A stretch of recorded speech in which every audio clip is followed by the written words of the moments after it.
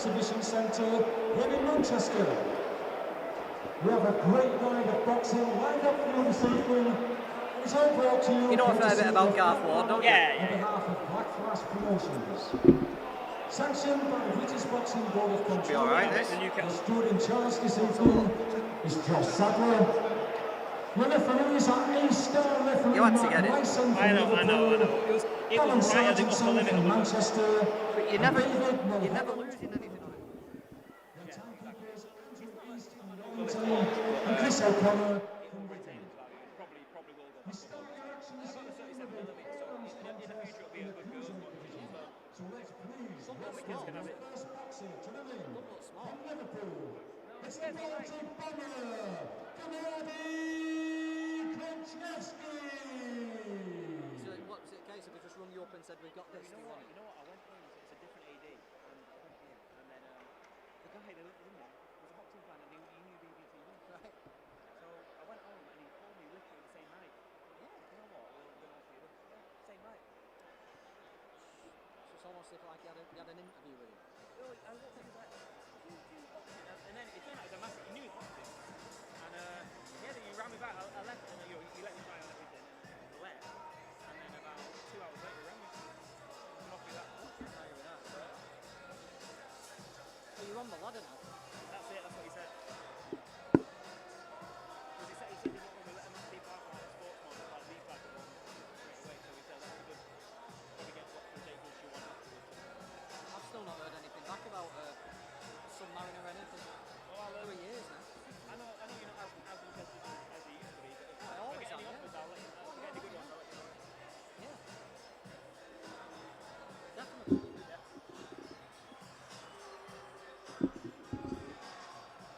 Do you want to anchor?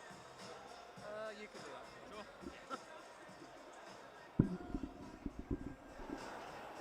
Alright, let's get the records.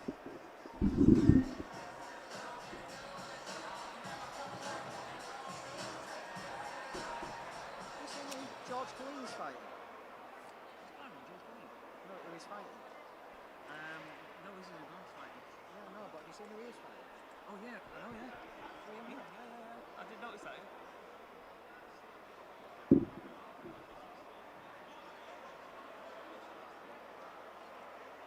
And please welcome his opponent tonight, ladies and gentlemen, who's making his long-awaited professional debut from Middleton,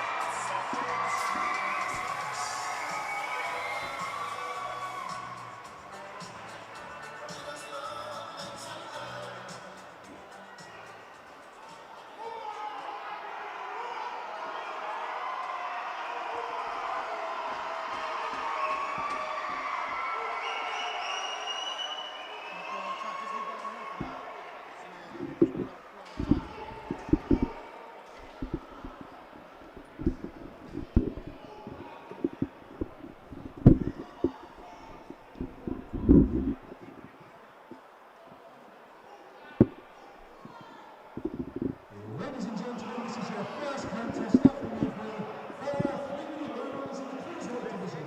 Brought to you courtesy of Top Ballot on behalf of Black Flash Promotions. The referee for this contest is A-star referee Mark Lyson and your timekeeper Andrew East. Introducing to the first boxing out of the blue corner is the black and silver shirts. Official weight gemstone, 13 pounds and 8 ounces. Tonight he takes part in his 53rd professional contest. Boxing out of Liverpool, the Baltic Bomber, GENADIJ KRAJEVSKIJ. And introducing wrestling boxing out of the red corner, who has the black and silver shorts. Official weight 13 stone, 8 pounds and 4 ounces. Tonight he makes his professional boxing debut from Middleton.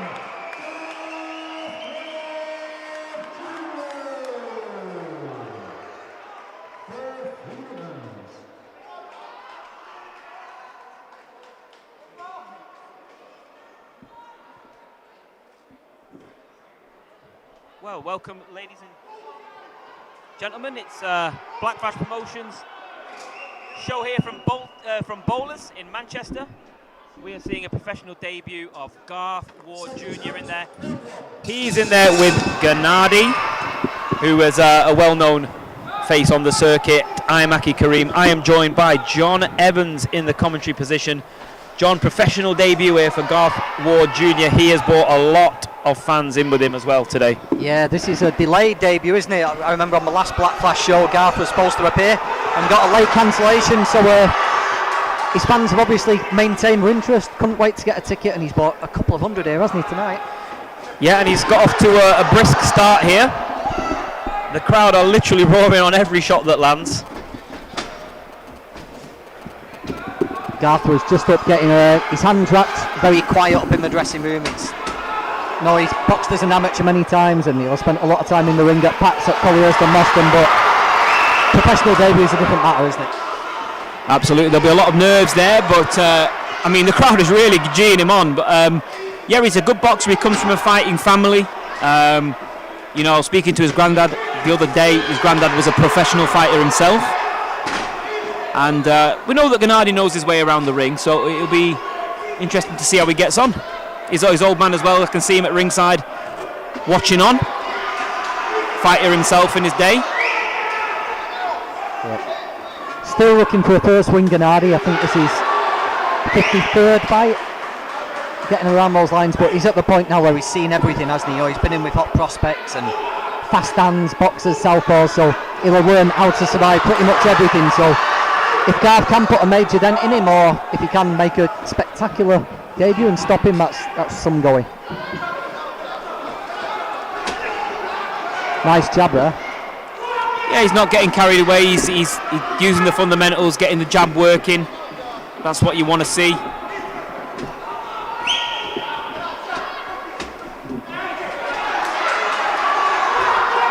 that a little bit of head movement from GENADIJ? I know, tell me about it. GENADIJ's going through the repertoire here. But no, GENADIJ's one of them fighters. He'll fight anyone at any time. He's you know, everyone knows him on the circuit, so to speak. He's a charming guy as well, the Baltic bomber. But you know, Garth is a very talented boxer. He had a good amateur career actually. Took some time off boxing, and then he came to Pat fairly recently. Said he wanted to be back at the gym where he started off and boxed amateur. And I know Pat rates him as well. Yeah, he's composed, isn't he? You know, he's using feints. He's not got caught up in the atmosphere and just going hell for leather. He's still trying to think his way through it. Just feinting with his front foot, isn't he? Trying to get GENADIJ to lead. Pretty accurate as well, Garth, isn't he? He doesn't waste much. Yeah, right, and GENADIJ's actually, as you said earlier, put you know, defensively, it's a different look for GENADIJ. That so, you know, this could be an interesting little fight, professional debut. But there we go, the first round in the bank for Garth there, and we're glad that you can all join us today on the Black Flash Promotions YouTube channel for this stream from Bowlers. And you know what, John? I thought there's 3 world title fights on tonight. I thought I'd come here and, you know, it wouldn't be a massive turnout, but look at this. There's hundreds of people there. It's a great turnout. But Aki, when you put the shows all on paper, one stands out above all others, doesn't it? And that's why Black Flash has sold a few tickets tonight. You know, it's head and shoulders the only show in town, Black Flash Promotions. There you go, mate. But yeah, I mean, you're getting good, solid fights, well matched, competitive bouts. I mean, you know, sometimes on these shows you get the upsets as well. You know, it's not all one-way traffic. You know, you see here, you've got a professional debut. You've got GENADIJ in there who can, you know, he's a good, solid journeyman as well. So yeah, looking forward to it. I was pleased with how GENADIJ looks in that first round, because he's been taking a lot of shots, hasn't he, and taking a lot of punishment, and he looks like he's thinking about things a little bit more. He's trying to be a bit more elusive, and he's trying to get his own shots off to give them something to think about, rather than literally just absorbing punishment, which I've seen him do a couple of times. And that'll help Garth as well, because he's got something to work with. He's not just punching against arms. There's little gaps where Garth might actually get to look quite good tonight. Yeah, I think GENADIJ, you know, he's been in there with quite a lot of good fighters, and I think he realised now that longevity, you know, as a guy on the road, you need to have a bit more about you, and that will give Garth a bit more of a test. He's going to have to work Gennady out a little bit. He doesn't want to get frustrated. But he seems to be doing the right things at the minute. He's taking his half step back. He's having a look. No reason to panic. Everything's in hand. That jab is good, isn't it? It's like it follows the target. You know, he's finding a home for it pretty regularly. Yep, definitely. Seems pretty composed at the minute, and yeah, as you say, not wasting too many shots. I've just seen you put on the stream there. Send your questions and comments in. Could be opening the Pandora's box here, John. No, we don't mind that, do we? We don't mind. You can say anything you want.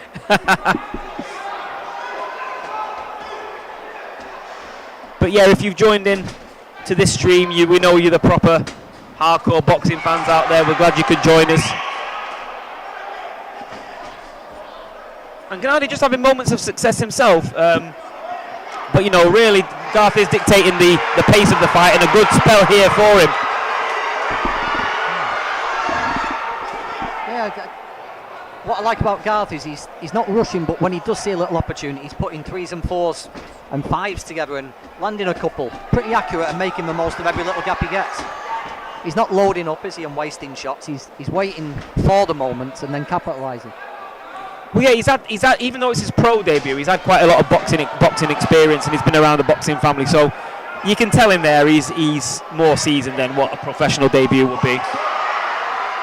But Gennady is willing to throw that left hook tonight, by the looks of this. And he has thrown it a couple of times, just coming out of a flurry from Garth. But Garth's not letting the crowd sort of draw him in. He's getting absolutely roared on every time he lands a shot. It's great to see he's got so much support. I think Gennady just did an early shuffle there. It was in slow motion, wasn't it? Talking about footwork though, Garth's footwork has been, you said it earlier, didn't you, in the first round, he's got that range right. He's just bouncing just an inch out of range when Gennady does let anything go. He's coming back with his own shots. 7 fights on tonight, ladies and gents. There have been a couple of last-minute pull-outs, but that is small or boxing view. It's boxing in general for you, but still a good card tonight. So if you are watching on the stream, you're in for a good night. Got some good talented fighters coming up, a lot of local Manchester talent. And yeah, it's going to be good. It's all headlined tonight by LEYTON Collymore. He's a local fighter. Fights out of Arnie's gym in Failsworth. And yeah, I think at the next break in the round, we'll run down the card for you guys so you know what's coming up.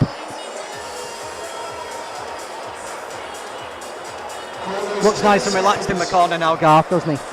Yeah, he does. He looks nice and relaxed in there. And Chloe, thanks for joining us tonight. Gennady, yeah, he is leaving himself a bit open at times, isn't he? But yeah, it's decent. It's a decent little fight to get us off tonight.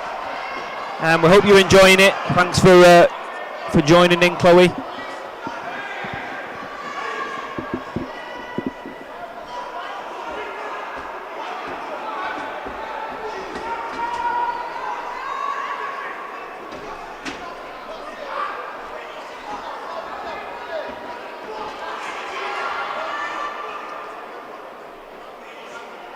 So it's quite difficult sometimes when someone's on the back foot, and Gennady's more on the back foot this round. It's quite difficult to find the openings, isn't it, at times? Yeah, that's why Garth's feinting, I think, isn't it? Just trying to draw an opening, draw a lead that he can then work from. And to be fair to Gennady, he's not clammed up tonight, has he? You know, he has been letting his own little shots go, misses with the right hand there. No, there has been time when a Gennady fight is one-way traffic, but and this pretty much has been, hasn't it? Garth's had everything his own way, but there has been moments like this where he is just lands with a nice jab, where he's just giving Ward something to think about. Yeah, I mean, it's probably good for Garth to get the rounds anyway. Especially after being out of a boxing ring for so long. You know, it's the bright lights, it's competitive action. No, he wants someone in front of him who's going to give him the rounds tonight, definitely. And it looks like Gennady set out his stall tonight.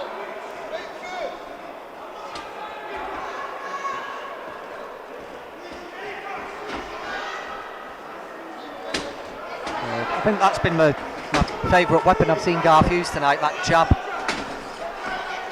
You know, yeah. It's not as if he's busted Gennady up and controlled every second of the fight with it, but there has been times when you can see it's a real good weapon, good stiff shot.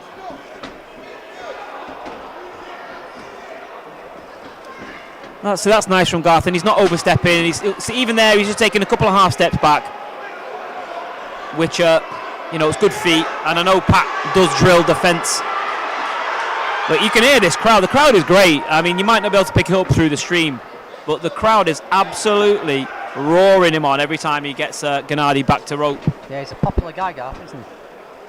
Can you imagine in the early days of Black Flash when we were at Middleton Arena? Imagine Garth Ward packing out the arena and stuff. You know, it's it could be a story worth following, couldn't he? Oh, he would have sold out Middleton Arena, no problem. Oh, those were good days, those, John, actually, weren't they? But yeah, he's got a massive family. So I was chatting to him at the press conference, and Garth's got a massive family, the Ward family from Middleton. So yeah, it looks like a lot of them have come out tonight. You know, there's a lot in here to support him. Yeah, another round safely in the bank there. And we're just at that stage now where he's probably realised that GENADIJ's a tough guy who's going to be there for duration. So Pat will probably just give him something he wants to see him work on in the last round. Yeah, I said I was going to run through the card, so let me just get out a copy of the card for you all, and I'll run through the card for you guys. So, bum ba da bum ba bum. Well, that's not come out.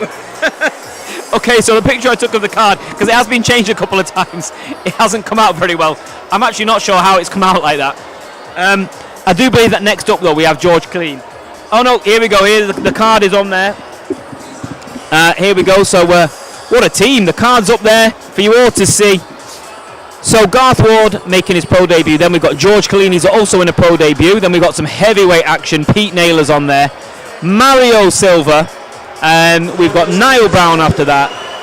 Conor Ward, unfortunately, that fight will not be happening. And then we have Hannah Bagley, LEYTON COLLYMORE. So if there are any changes, because there has been a couple of last minute things that have gone on, we will let you know. But for now, we're in the fourth round of Garth Ward Jr.'s professional debut. We feel like he's won all the rounds so far, but it's been a good little fight, a good little test in some ways. Yeah, it's been a watchable, hasn't it? Sometimes the fights with a favoured guy against a journeyman can be a little bit one-way traffic, a little bit turgid to watch, but no, this has been good watching. And I think that's down to Garth. I think he's used his feet well, he's drawn stuff from GENADIJ, and he's landed plenty of his own. There's a lot to like about Garth Ward. Yeah, I mean, I'm impressed so far, and big up to Soul Boy, Black Flash Promotions, king of the small hall shows by far. You know the one.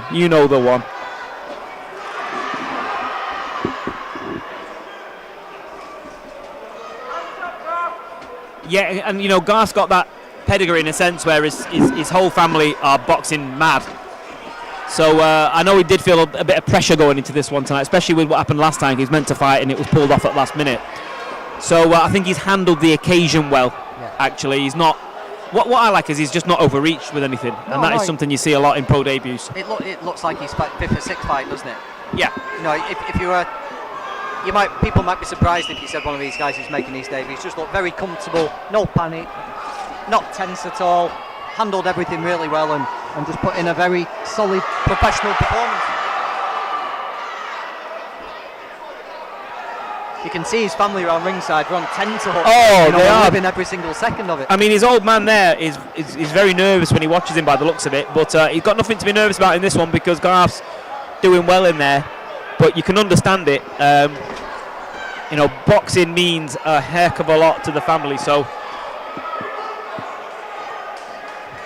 Garth the Warrior Ward, this could be a journey worth following, and we're going to be following it. Don't worry about that. GENADIJ, a bit of showboating. You know what? Why not? The one thing we do know about Garth, he's going to be matched well, isn't he? You know, Pat will keep him pretty busy, and he will be against the opponents who are going to try and beat him.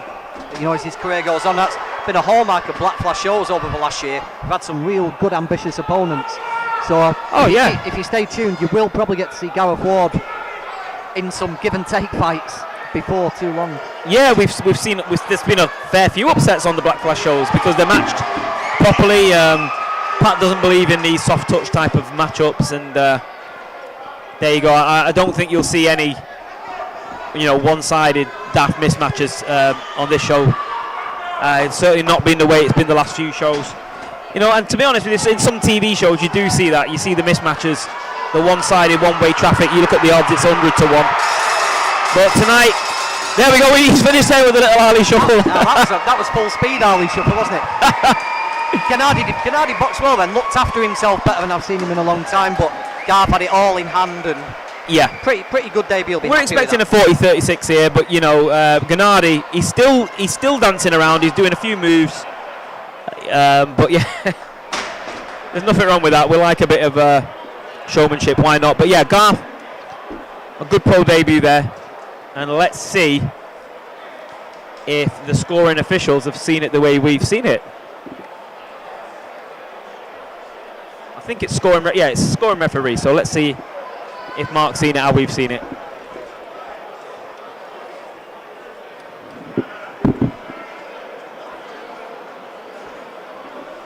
Ladies and gentlemen, after 4 rounds of action, the referee Mark Licence scores the contest 40 points to 36 for the winner on his debut.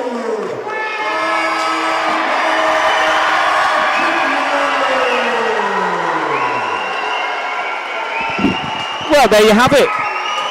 40-36. Garth Ward Jr. 1-0 as a professional, and the journey begins.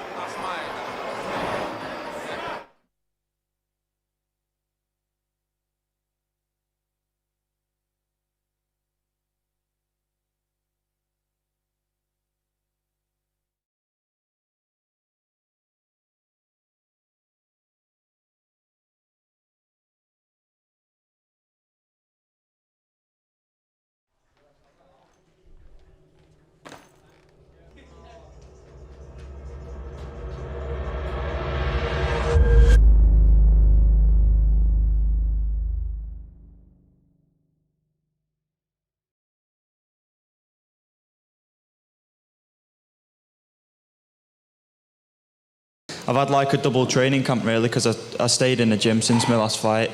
Well, since I was meant to last fight. So I've had like a 6-month camp. Obviously it weren't as intense as it is from 8 weeks out or whatever, but I'm just ready now. I just want to show the improvements I've made with Pat. Now they do say the pro debut is like the most nerve-wracking experience. It's also the most exciting, but you're going into this fight, any nerves there, just pro debut? Not at the minute, it's a fight. Pat said it to me the other day, obviously it's your first pro fight, but I've had load of fights, so nothing different. It's a boxing ring, and looking forward to boxing now. You know, your pro debut, it's an important part of your career, but I know that you've got big ambitions in the game as well, so as a lot of the fighters do here. So tell me about sort of what makes you so ambitious? I think every kid has a dream, you know, looking at the likes of Anthony Croller and Scott Quigg winning world titles. You believe that you can go there, and as I get older, nothing changes. I'm still young. Most boxers don't hit a peak till the mid-20s, 30, so I've got load of time. I'm 19. As long as I keep staying dedicated, listening to Pat, I believe I can get up there as well.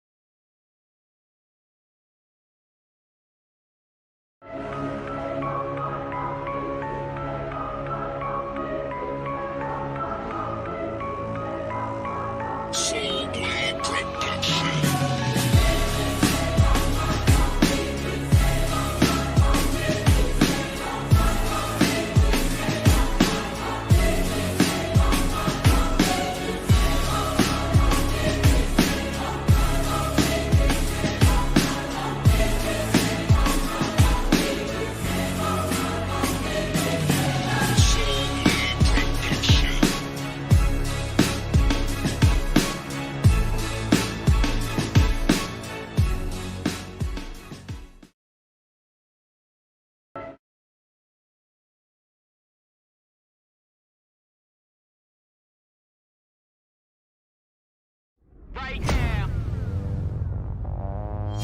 Tell me who you are, get in the car. Right now.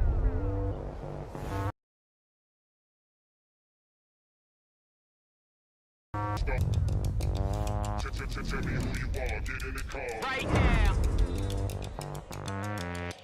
Reach for the stars, I want it all. God, I'm low, guard my soul. All of my thoughts be dark like coal. Face down in the water, I float. I try to speak my mind, but I choke. I'm on a tightrope. Tired, I can't cope. No lying, no hope. The lying might show. Up to the party, y'all don't want smoke. Energize the body, raise up the yard right now. Tell me who you are, get in the car right now. Reach for the stars, I want it all right now. Tell me who you are, get in the car right now. Reach for the stars, I want it all right now. Tell me who you are, get in the car right now. Reach for the stars, I want it all right now. Jesus in the car, fighting a war right now. Wishing it was y'all, I'm in the store right. Right. Right now.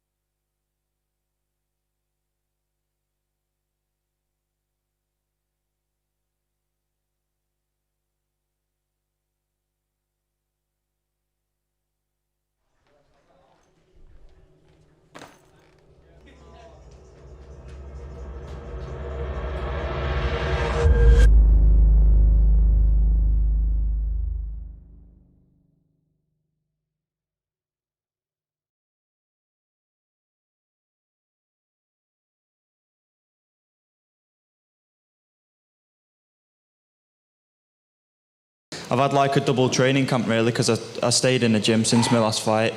Well, since I was meant to last fight. So I've had like a 6-month camp. Obviously it weren't as intense as it is from 8 weeks out or whatever, but I'm just ready now. I just want to show the improvements I've made with Pat. Now, they do say the pro debut is like the most nerve-wracking experience. It's also the most exciting. But you're going into this fight, any nerves there, just pro debut? Not at the minute. It's a fight. Pat said it to me the other day. Obviously, it's your first pro fight, but I've had load of fights, so nothing different. It's a boxing ring, and looking forward to boxing now. You know, your pro debut, it's an important part of your career, but I know that you've got big ambitions in the game as well, so as a lot of the fighters do here. So tell me about sort of what makes you so ambitious? I think every kid has a dream, you know, looking at the likes of Anthony Croller and Scott Quigg winning world titles. You believe that you can go there, and as I get older, nothing changes. I'm still young. Most boxers don't hit the peak till the mid-20s, 30, so I've got load of time. I'm 19. As long as I keep staying dedicated, listening to Pat, I believe I can get up there as well.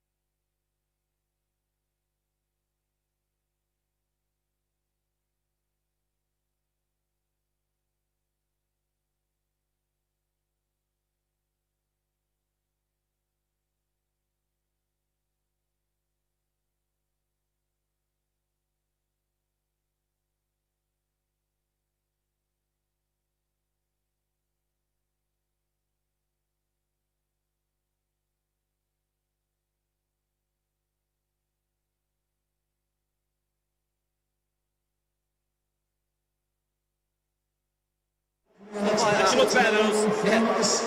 Yes, if she's... Yeah, we've got George. What did you see in the gym? Yeah, it's a different place, of course. Because there will be anybody like As long as she doesn't use the word spicy, because girls use the word spicy. Exactly Like, we're going to see a spicy performance.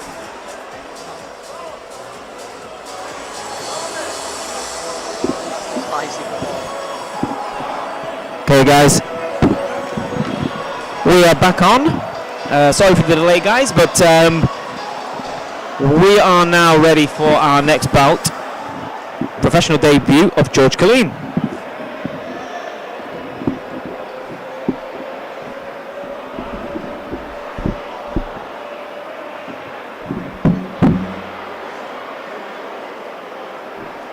And please welcome his opponent to the ring, ladies and gentlemen.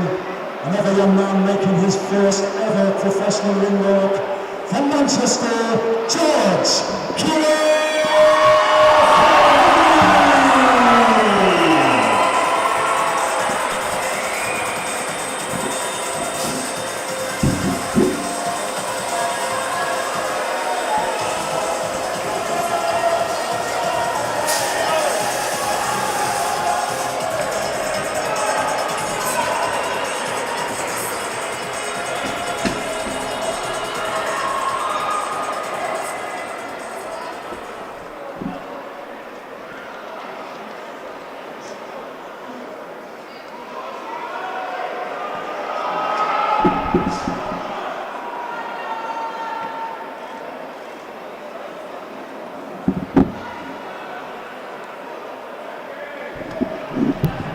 Okay, guys, thanks for staying with us.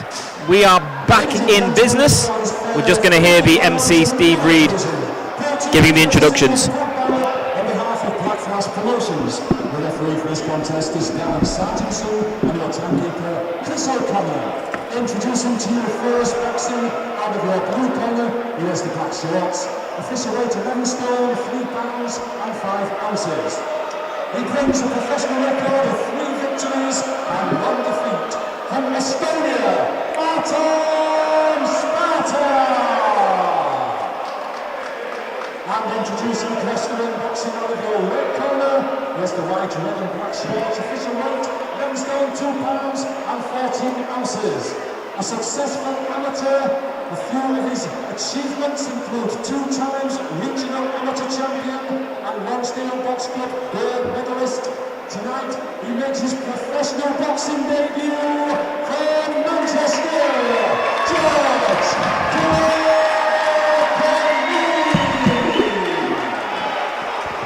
Well, thanks for staying with us, guys. We are at Bowlers in Manchester, Black Flash Promotions show. We are about to see the professional debut of George KILLEEN. I'm Aki Kareem, joined by John Evans, and I'm really excited about this one, John. We've both known George since he was a little kid, basically, and I remember first interviewing George. He was about 9 or 10, and look at him now with a professional debut. But he's actually got a decent opponent there tonight, actually, with him. Look, as you said, looking forward to seeing George. He's certainly grown up, hasn't he, since we first know him. He looks a big, strong guy for the weight, but he's got an unknown quantity who actually looks like he can hold himself together pretty well. He's got a 3-1 winning record, never boxed in England before, so he's no real form to go off, and yeah, good little debut for George KILLEEN.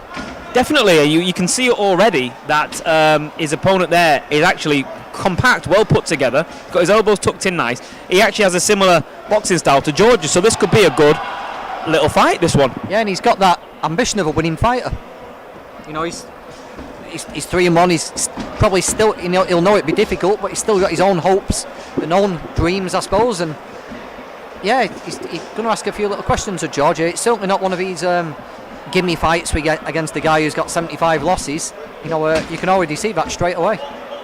George, a very meticulous preparer. He lives the life. I know it's a cliche that, but it's true. He does live the life. He's a good kid. Got a good family support behind him. He's a dedicated young lad. And like I say, he's got off to a good start though. It's nice and crisp shots. The jab's working. And I think this is going to be a good little fight, this.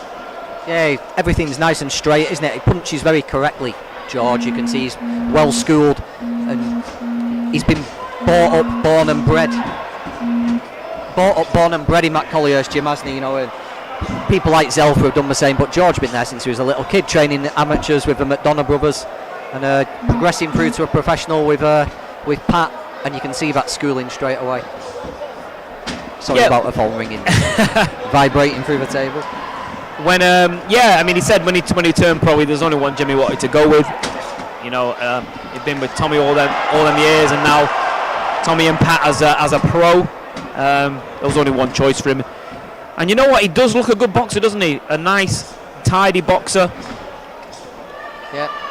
Not neglecting the body, using that jab upstairs, downstairs, landed a nice little left hook in that exchange. I actually was the MC for his last ever amateur bout, and it was a good fight against, I can't remember his name, he was a good kid from the Fox.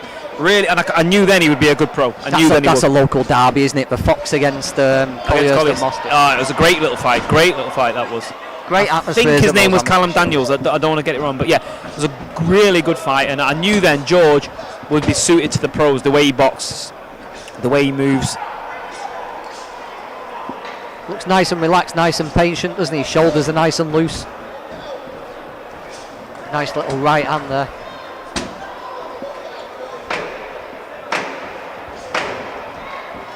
And yeah, a good opening round. I do think George had the better of it, but it's not been, let's say, one-way traffic, because the kid here has come to fight a bit. It's ARTJOM Sparta, 3-1. I mean, he's got a winning record at the end of the day. Yeah, all this year as well. So turned professional in January, turned out 4 times, got 3 wins, and been the 6-round distance once and lost to a decent opponent. But yeah, George Killeen looked real composed there. Looked a good, steady fighter, didn't he? Yeah, definitely. And you didn't get I mean, again, I said this with Garth. Garth didn't look, he took the occasion well. I think George has taken this occasion well so far. He looks very, he's boxed properly. He's not falling apart. And the pressure on a pro debut, you must be so nervous. Yeah, especially for somebody like George who's dreamt of this for years and years. He'll have imagined this moment, won't he, thousands of times, and he didn't let it all build up too much and become too much for him. He looked like he handled it all really well, and you can just look around, you can see Sean Ben Mulligan and other characters from his dad. George's dad's there watching, isn't he? You can see all different characters from the Collyhurst gym have come out to watch this debut. Yeah, definitely. He's one of the boys basically, and even as a young kid, he talked the right talk. He's clearly got that Collyhurst and Moston, style. Confident, good, talks the right things, talking about his defence. And I'm looking forward to seeing how this goes. And at the end of the day, we do need some good new Manchester talent coming through, don't we? We need that, because this is a fighting city. It is. And if George has come up in that environment there, that it's a tough environment to learn in Collyhurst and Moston. You've got to be dedicated, and you've got to be on it, and you've got to be willing to put 100% in. Going to the pros won't be so much of a shock to the system as it is for some guys who join. George has been bred into that mindset, hasn't he? Yeah, well, some of their sparring sessions, I mean, it is a bit of a throwback in a sense. It's quite an intimidating gym to spar in, because there's a lot of eyes watching who know the boxing. So but they drill a lot of, as you know, John, they drill a lot of this stuff we're seeing now, the jab and move, and he's doing a good job of staying tidy in defence. But this will almost be like muscle memory for him, because the amount they drill this sort of stuff, and he tried to pick a good right hand there. He did, yeah. A very good spot to try and pick a right hand. That shows his ring IQ. Just willing to hold his feet for that split second and land it. Barely missed by a fraction, didn't he? So realising the gaps and noticing the opportunities as well. It's a good debut this from George Killeen. Now, his opponent there, ARTJOM Sparta, did get through with a right hand there a few seconds ago, but George took it well. But it was a good shot, and just a little reminder there as well. This is the pro game. Solid, heavy jab that one, wasn't it? Just timed it absolutely perfectly. Looking a little bit red around the eyes, isn't he, Spartan? You can see that jab's landing. There's no real bruising, but you can see his eyes are watering a little bit. I think he's finding a home pretty consistent, Killeen.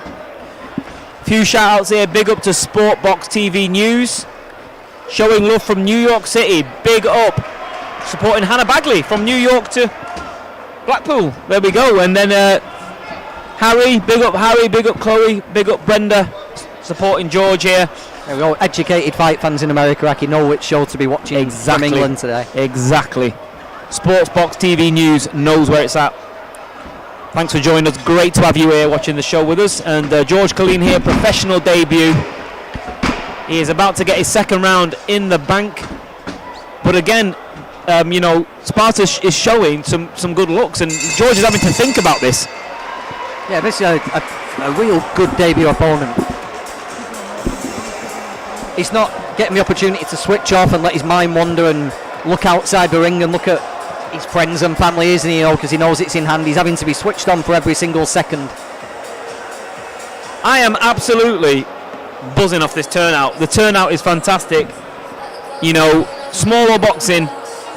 You know, it's live and kicking smaller boxing. We often whinge about the big TV shows because, you know, the fights don't get made and this happens. But when you see this, you realise, you know, it reminds you what's good about boxing.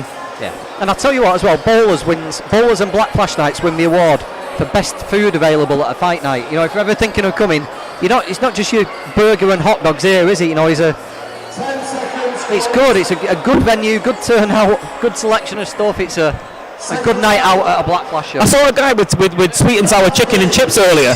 I'm thinking to myself, this is where it's at, really. Oh, don't get involved in this old Chinese food debate, Aki, that's going around at the moment. Okay, well, actually, I don't know about this. You have to fill me in at the break, and we'll come and comment on it. Third round here, professional career of George KILLEEN is getting underway tonight. He is in there against ARTJOM Sparta, who has a winning record himself, and by the looks of it, he has come to win tonight. Yeah, he's not lying down and back going into his shell, as he's come out and missed third to try and turn things around a little bit. Good fighter himself, isn't he? He certainly knows what he's doing. He holds himself well. Nice punch picking there from KILLEEN.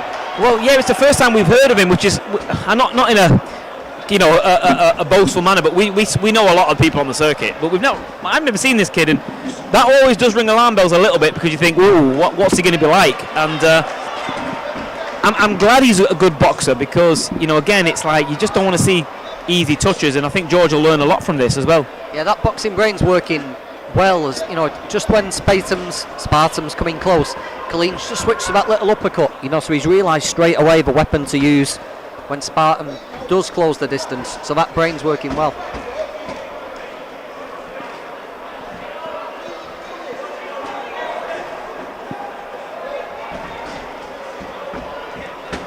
Just falling short a little bit in this round. Yeah. I mean, it's the pace has dropped a little bit. Again, it's you know, there's all sorts of dynamics at play in a professional debut, isn't there? Tucking up nicely there.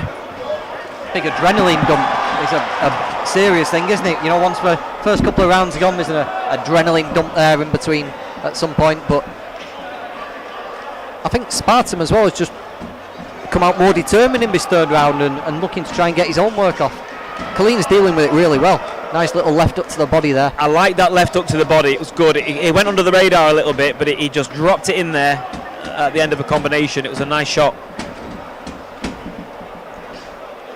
And big up to everyone joining us. We've also got Last Bastion on there. Go on, George. A lot of support for George, and I know there's a lot here, but there'll be a lot of people from around Manchester watching George now. They all know him off the amateur circuit, and we're glad everyone that's joining in is enjoying the show.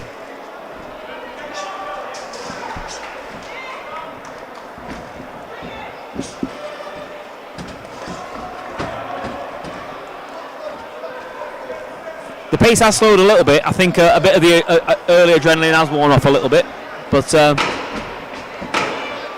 yeah, and it was quite a high-paced give and take fight, wasn't it? Not give and take with shots bouncing off each other, but both were trying to land shots constantly throughout the first couple of rounds. So to be expected, particularly with a professional debut, but still had everything in control there, KILLEEN. Yeah, he's in control. He's in control. I mean, is there an argument for a share of a round in any of these? I mean, I don't think so. I think KILLEEN's probably just edged everything so far, particularly the second half. That's how I'm seeing it. That's how I'm seeing it. They're good competitive learning rounds, though.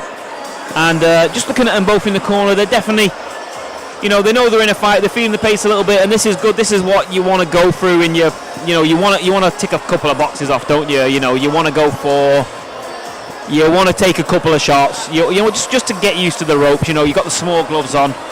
Well, I think Killeen's ticked a couple more boxes than a lot of prospects do on the debut.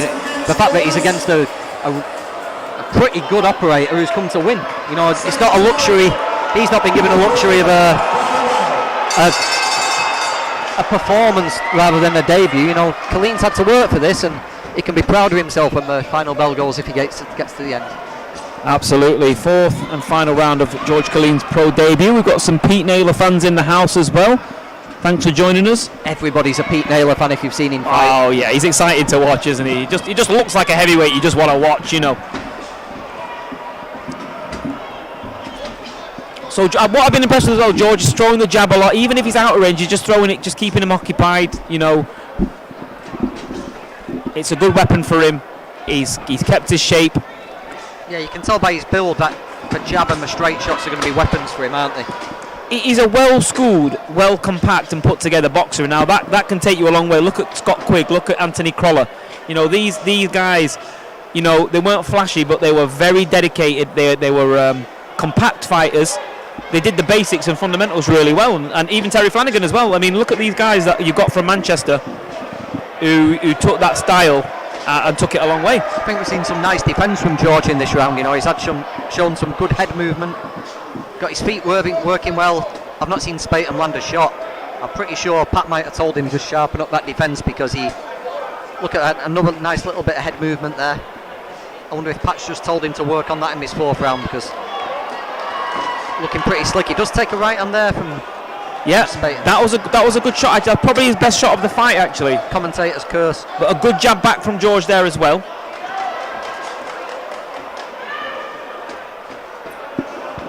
Ooh, big trade of right hands. And I think George just come off better on the exchange. I've seen a bit of reddening around the eyes of Spartan. And yeah, George did put some weight behind that one. I think Killeen did feel that he got the better of that exchange, didn't he? He's just upped it a little bit. And Spartan just falling in and holding them for the first little time.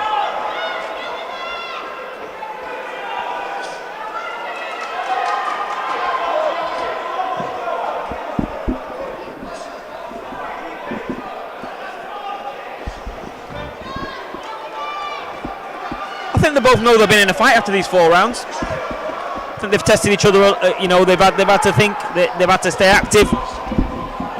Yeah, I've enjoyed it. As 4 rounders go with debutants, it's been a real good watch, hasn't it? Spartan's turn to just come forward a little bit, but another clean right hand from Killeen there. He again gets the better of the exchange. Couple of comments here. Duncan, hope you get well soon, mate. Thanks to Black Flash for the show. Excellent commentary. Thank you very much, mate. We didn't pay him. We promised we didn't pay him. And Hassanahaha, yes, you box with Pete. There we go. Perfect. So a lot of good supporters on tonight, and George Killeen gets his professional debut off to a great start there. Thought he was really good there. Yeah, had to think his way through the entire 4 rounds, no time for coasting, and I think he did more than enough.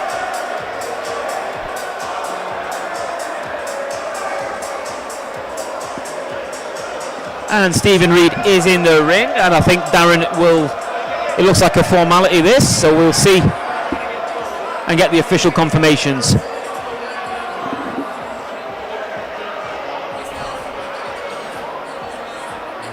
and gentlemen, after 4 rounds of action, the referee Darren Sargentson scores the contest 30 points to 36. The winner, and his debut, George.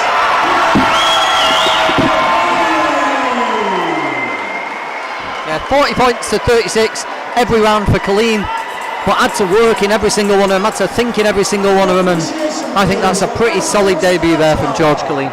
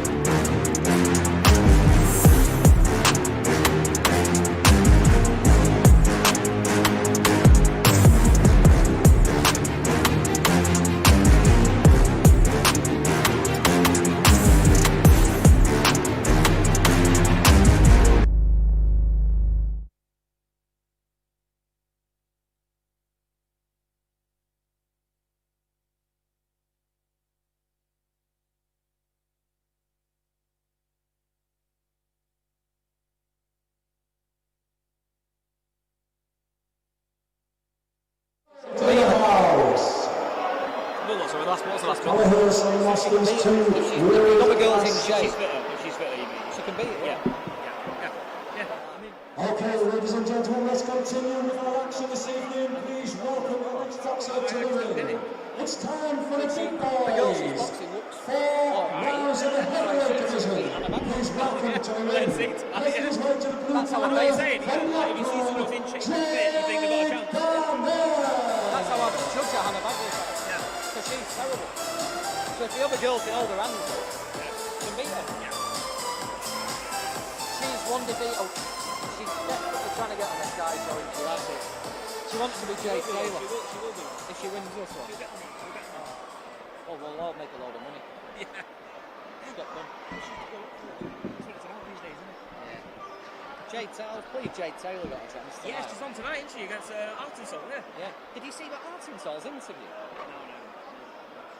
Andy Scott was up on the podium as we do these. And he said, what are you expecting from Jade Taylor? And she went, fuck me, ask me about a fucking question. Is that what she said, really? Yeah, what was on the thing? So Andy Scott, he's alright. Was it like this? Yeah, on the podium. And he said, right, what's 22 divided times 11 divided? You know, and she went, fuck you. Really? Yeah.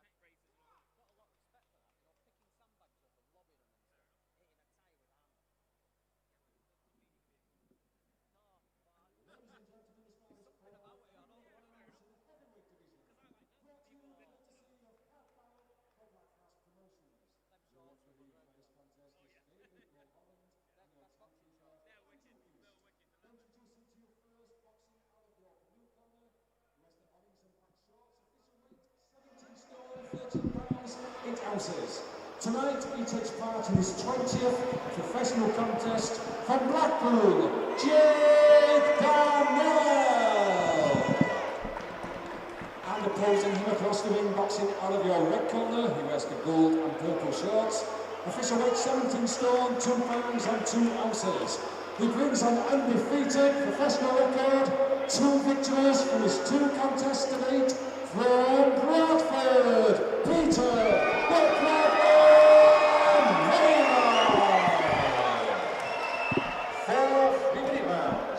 Well, if you are just joining us, we are at Bowlers in Manchester for the Black Flash Promotions show, and it is a time for the big boys. I'm Aki Kareem. I'm not talking about me and Johnny. I'm Aki Kareem. I'm here with John Evans. We have Pete Naylor in there against Jake Darnell, and the big boys are in town, and everyone loves a heavyweight fight, John, don't they? Yeah, Pete Naylor's become a bit of a favourite on these Black Flash shows.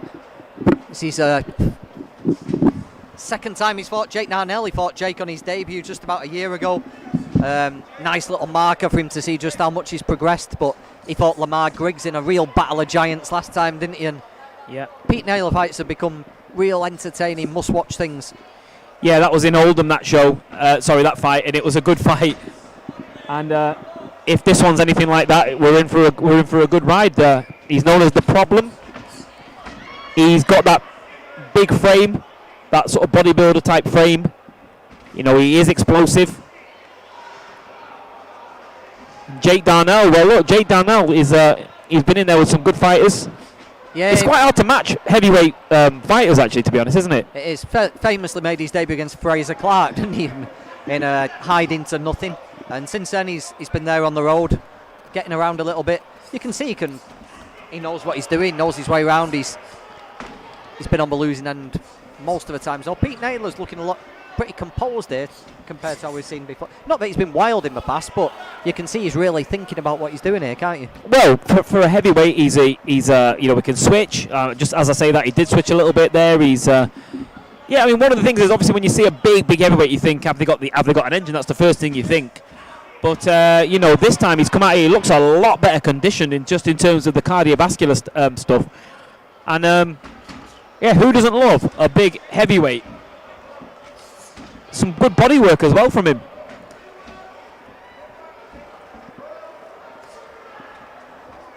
Yeah, something else Naylor's doing. He's not crowding his work. He's just working at arm's length, isn't he? He's giving himself punching room. Not something we've seen all the way through his fight so far. Does ship a little right hand there with Darnell off the ropes, but so far so good here for Pete Naylor. Yeah, there's definite signs of improvement, and that is what you can ask at the beginning of someone's career, is that each fight you see something different to see a sign of improvement. And for me, I'm seeing he's holding his shape better. He's he looks better conditioned. He's picking good shots. So yeah, it's all going in the right direction.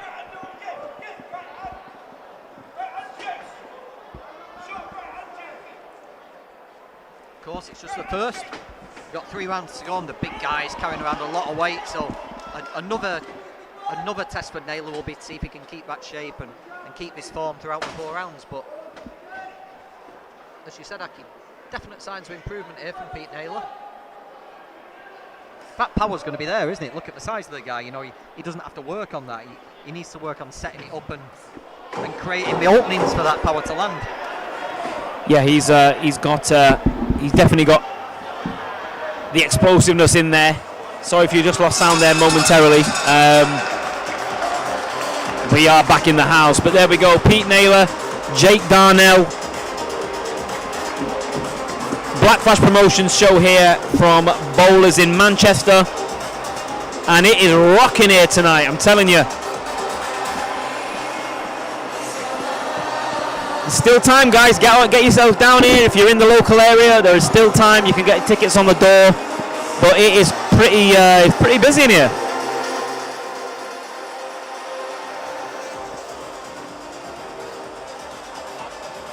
This is our third fight of the evening,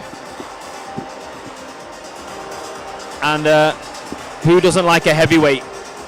Who doesn't like a heavyweight fight? A lot of support coming in for Pete on the comments. It's good to see. Thanks for joining us, everybody. Yeah, popular guy, isn't he, Pete? Always gets lots of viewers, lots of comments, and starts off the second round with a nice double jab there.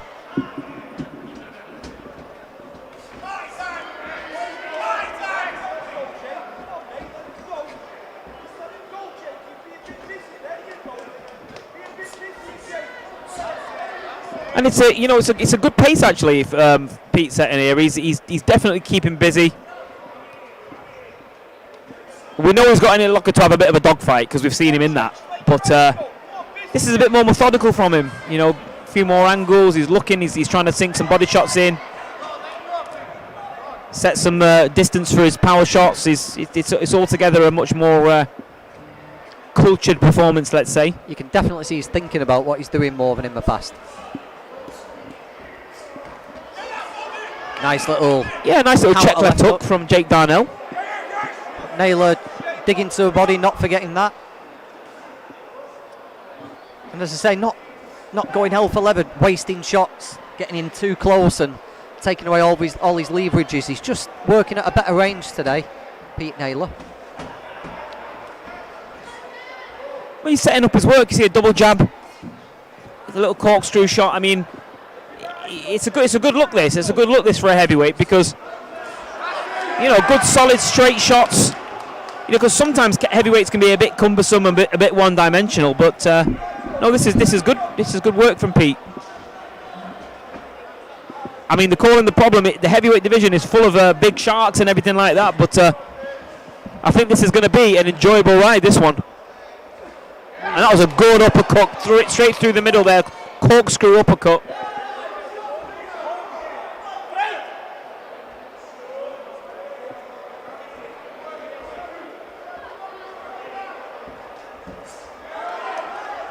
more nice clean work from Naylor. Yeah, he's picking his shots nicely, and Darnell's having to resort to a few sort of tricky tactics, just tie him up a little bit and buy himself a little bit of time.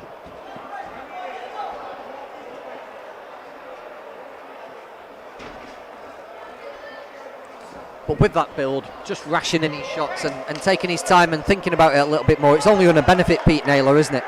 You know, he's a big explosive guy. The last thing on earth he wants to be doing is shooting his load early and then be hanging on. You know, by thinking about things more, it just makes everything much easier for him. And that switching's a nice little tactic, isn't it? It's a nice little weapon he's got. Yeah, I'm impressed. And you know what it is a lot of heavyweights, especially when they're built like that, they want to come out and they want to bomb their opponent out. But I like the fact that he's just happy to outbox him. And again, it could be something where you think to yourself, yeah, you know what, I need a few rounds. I need to get a few rounds, do nothing daft. But yeah, you know, Jake Darnell, he's not bad actually, Jake. He knows his way around the ring. He knows what he's doing, and it's actually a heavyweight boxing match this rather than a slugfest, isn't it? Yeah, it can be sloppy, messy affairs, can't be, some of these novice heavyweight clashes, but yeah, it's pretty good, pretty clean watch so far. Well, he's very relaxed here, Pete. Now he's just come over and give us a little nod. He's quite relaxed in there. I hope that, looking at the size of Pete, I hope that means he's happy with the commentary. Yeah, don't want him chasing after you, do you? We don't want to get knocking at your door. Not that we pride ourselves on being honest here, don't we? We don't side with home fighters, you know. No, we call it as exactly as we pretty much call it how we see it. Yeah. And I think how we're seeing it at the minute is Naylor ahead. Of course, in the heavyweight division, you know the old cliche, guys. I'm not even going to say it. Well, actually, I'm going to say it. One shot can change everything, but you know.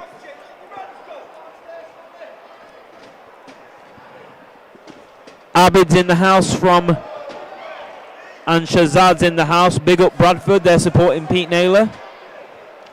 It'll be good for Naylor to go back and watch his debut after this, just to see how far he's come and how much better work he's made of this than his debut. It's, you know, it is a bit like night and day in a sense. The last time I saw him box was more of just a slugfest, really. This is like quite a good, you know, boxing display, really. It's good. He's doing everything he needs to, and now he's using his forearm pressure. He's looking for a shot here. He's keeping him where he wants to keep him. He's trying to get the arms free. It's good work, this. Yeah, nice short, little heavy shots then, weren't they? Just getting inside the guard. He won't let him out of the corner, and that's, you know, that's good. He's controlling. He's putting him where he wants to. Obviously, Jake now just pushed off and got out of there, but that was a good little spell. Darnell's corner just wanting to let his hands go out. Let him have a turn at getting off first. Starting to look a little bit marked up and swollen around that left eye. But Naylor's just not letting him do it, is he? Naylor's getting off first every time and just looks the better fighter now. Whereas on the debut, there were times when we looked evenly matched. This time around, Naylor just looks like the better fighter. Yeah, Naylor does. He does. He looks... and this is what you want to see. He's almost making it look like it's easy work for him. I know it's not. It's never easy work in there, but he's making it look that way, and that's a good sign. He looks like he's enjoying it, really. Really getting on top here now. I think it's becoming a question of whether Pete Naylor can get a stoppage. I think he senses he can get it, you know, and I think he's actually looking for it now a bit more, you know, just to break him down and get that stoppage. But again, good. He's just taking his back step when he needs to take a breather. And Jake doing well, of course, as well to stay in there. He's obviously feeling the pace of it. But Jake's now got the centre of the ring. And Darnell's corner's getting really frustrated, aren't they, at the lack of action from him. Yeah, I can hear them shouting at him. And that was a decent right hand there. They traded blows, but I don't think I'd want to be in there with the problem, because he looks a different kettle of fish tonight. He looks very focused on what he's doing.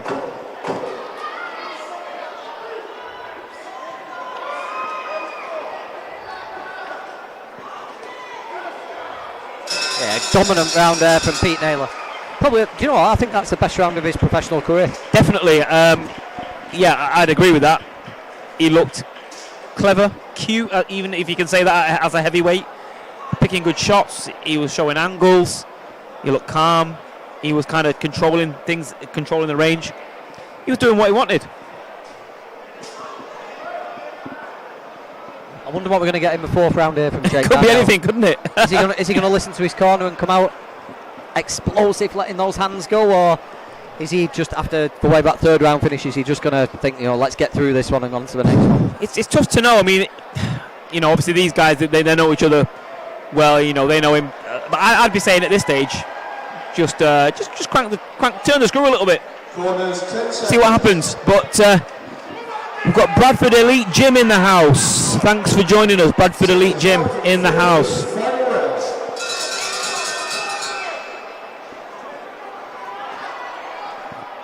Fourth and final round here in this heavyweight contest. Pete Naylor's in there against Jake Darnell. We're at Bowlers Exhibition Centre in Manchester. Blackflash Promotions, you know the one. And this is our 3rd fight of the evening, guys. Still four pro bouts to come. But Pete Naylor is looking good in there. Yeah, Jake Darnell's, he's lost here tonight, isn't he? He can't get off. He can't let those hands go. If he does let more than a single shot go, he's getting countered. He can't handle Pete Naylor really tonight. Pete is... I think Pete's just... I don't think he expected Pete to be this mobile, actually. Very mobile performance. And But the biggest difference is, and it's a bit eye-opening, the difference in Pete Naylor's cardio, as you said earlier, is ridiculous. He's put the work in here. Because he's tired quite badly in his previous 2 fights and slowed down, but the difference in shape and conditioning is pretty remarkable, really.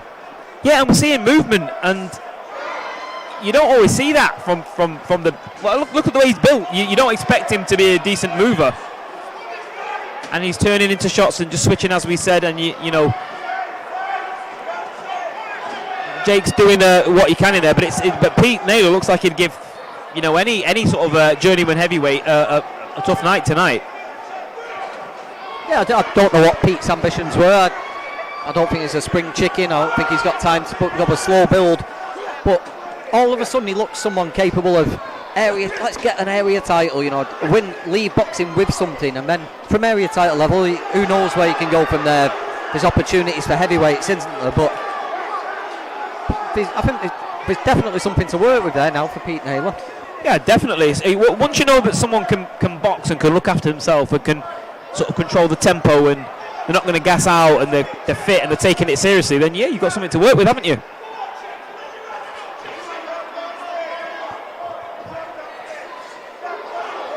It's been a hard night for Jake. Got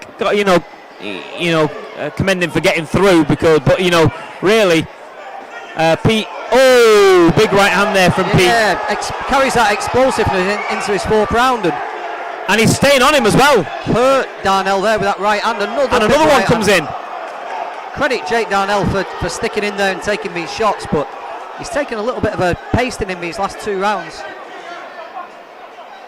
And he just showed there that if he just opens up a little bit, he's also got the power there. As we hear the klaxon for the 10 seconds, I think that's G'd him on a little bit, because he's still got something left in the tank. And a big finish, and there's barely even a breath from Pete Naylor. Really good last round. I think we said about the 3rd round. The 4th round is now his best round of his professional career, and well done to Jay for getting through that as well. But what a good performance from Naylor there. Yeah, that's not turning a career around, because he'd won both his fights, hadn't he? But from going to someone who was like someone who appeared on cards and a bit of entertainment, to actually looking like someone, there might be something to do in here at heavyweight with Pete Naylor. Yeah, I mean, if you were just tuning in to watch him for the first time, you'd be saying, oh, he's a good prospect. Yeah, if that's your first time watching Pete Naylor, on the comments, let us know. We have got Kevin Wardman in the house supporting Pete. He lives in Mexico. Big up. Nice one. So, big up. We've got viewers in from Mexico, New York. All we need now is Blackpool for the big trio. Do you think we should let the guy from Mexico know that Maurizio Lara might be fighting on another show, or should we just keep that quiet? I'm sure he'll be tuning into Maurizio Lara later. You know, quality Mexican fighter, a big fight in a world title. Well, he can't actually win the title, he lost the title on the scales. But here we go to our MC for the announcements. 40 points to 36. Their winner, Peter.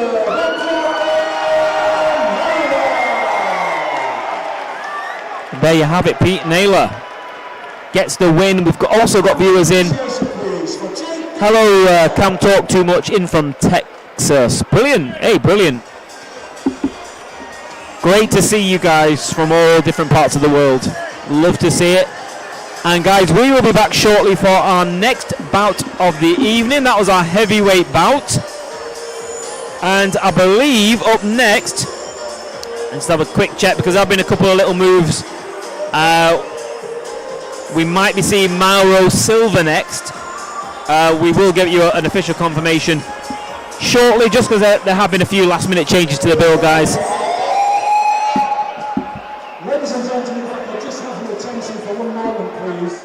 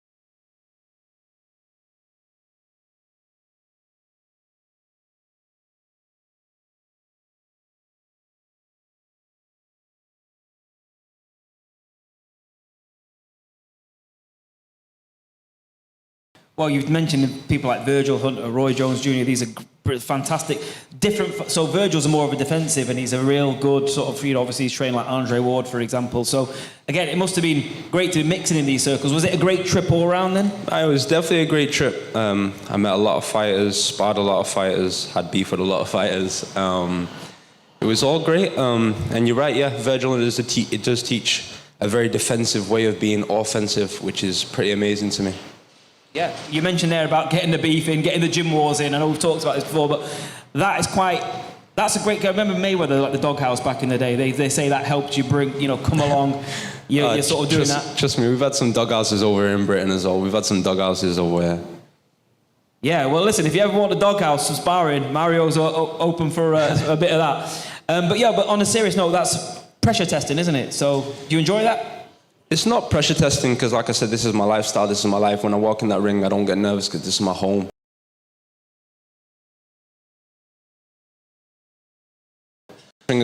Today, I step in that ring, all I get is attention. So I always shine.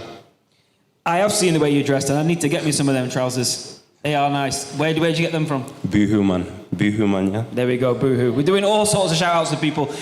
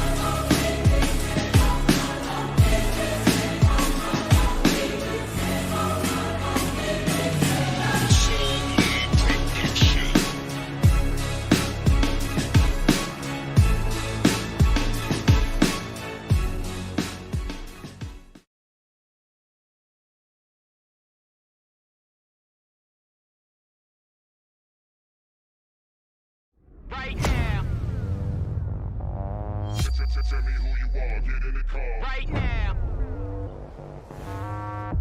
Reach for the stars, I want it all. right now, Tell me who you are, get in the car. right now. Reach for the stars, I want it all. God, I'm low, guard my soul. All of my thoughts be dark like coal. Face down in the water, I float. I try to speak my mind, but I choke. I'm on the tightrope. Tired, I can't cope. No lying, no hope. The lying might show. Up to the party, y'all don't want smoke. Energize the body, raise up the yard. Right now, tell me who you are, get in the car. Right now, reach for the stars, I want it all. Right now, tell me who you are, get in the car. Right now, reach for the stars, I want it all. Right now, tell me who you are, get in the car. Right now, reach for the stars, I want it all. Right now, just into the car, fighting a war. Right now, pushing on y'all, I'm in the store. Right, right, right now, right now,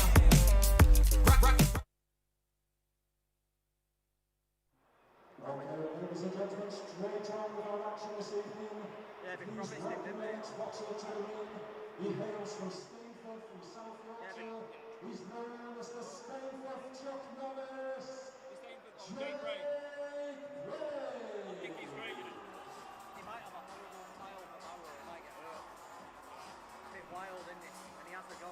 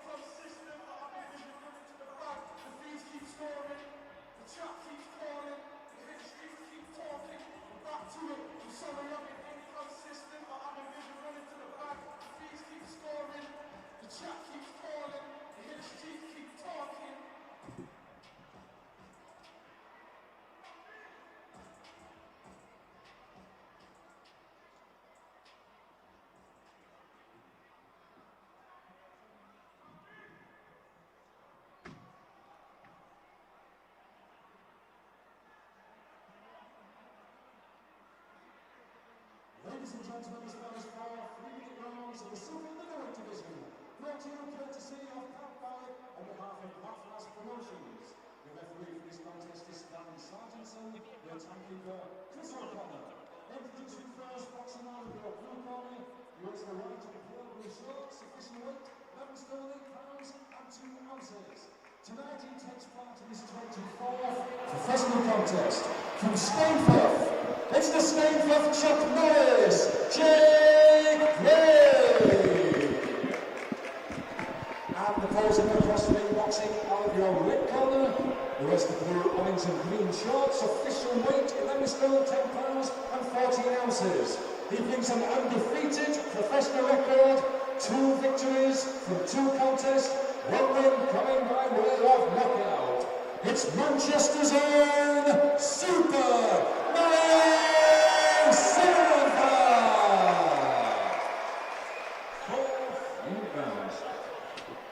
Well, thank you for staying with us, ladies and gents. We are in Manchester at the Bowlers Exhibition Centre for the Black Flash Promotion Show. If you're just joining us, welcome. I'm Aki Kareem, joined by John Evans in commentary. And we've got Mauro Silva, Super Mario, in there against Jake. Sorry, I was going to say Jake Darnell. Not Jake Darnell, Jake Bray, the Stainforth Chuck Norris. I love that. Yeah, we've just seen Mario there, a bit of a flashing entrance there. He's wrapped to the ring. Yeah, he couldn't get 2 more different characters here, could even Jake Bray and Mauro Silva. I love those shorts. The shorts are cool. Yeah, Portuguese flag proudly displayed there from Mauro. I do assume you were talking about Mauro's shorts and not. I'm talking about Mauro shorts, yeah. But different in personality, different in style. You know, you got flashy, confident Mauro Silva and workaholic, aggressive, determined Jake Bray, haven't we? Mauro, of course, from a fighting family himself. His father, Paulie, was a pro boxer and, of course, a trainer, trains him. He's just recently been out to America, actually. I was speaking to him the other day at the press conference. He's been in and amongst people like Virgil Hunter, Roy Jones Jr., so mixing with top caliber people there. And he's very talented kid, actually, very talented kid. So let's see what we get tonight, because as we know, Jake does sometimes come and have a go, and he might, leave openings at times. So let's see how it goes.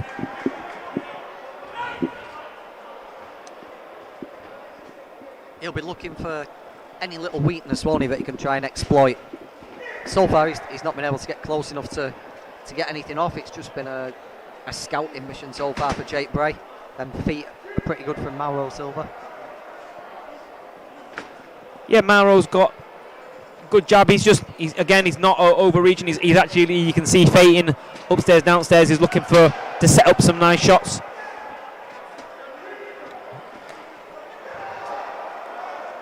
He's very dedicated, Mauro. He's, from a young kid, he decided he wanted to be a pro boxer, and he's put in the graft.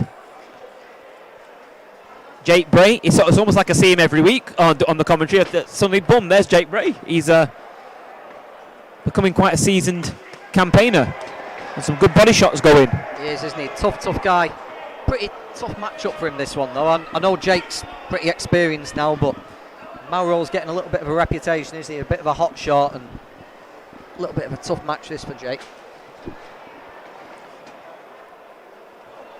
Well, you definitely, look at the ring entrance and the, some of the things that he says. You definitely will remember Mario. He's and he's setting his stall out. And I think the people around him have got real high expectations of him. He's got a lot of talent, and if you're investing in going away and good left hook there. If you're investing in going away and mixing in that sort of company, you want to learn. You're like a sponge.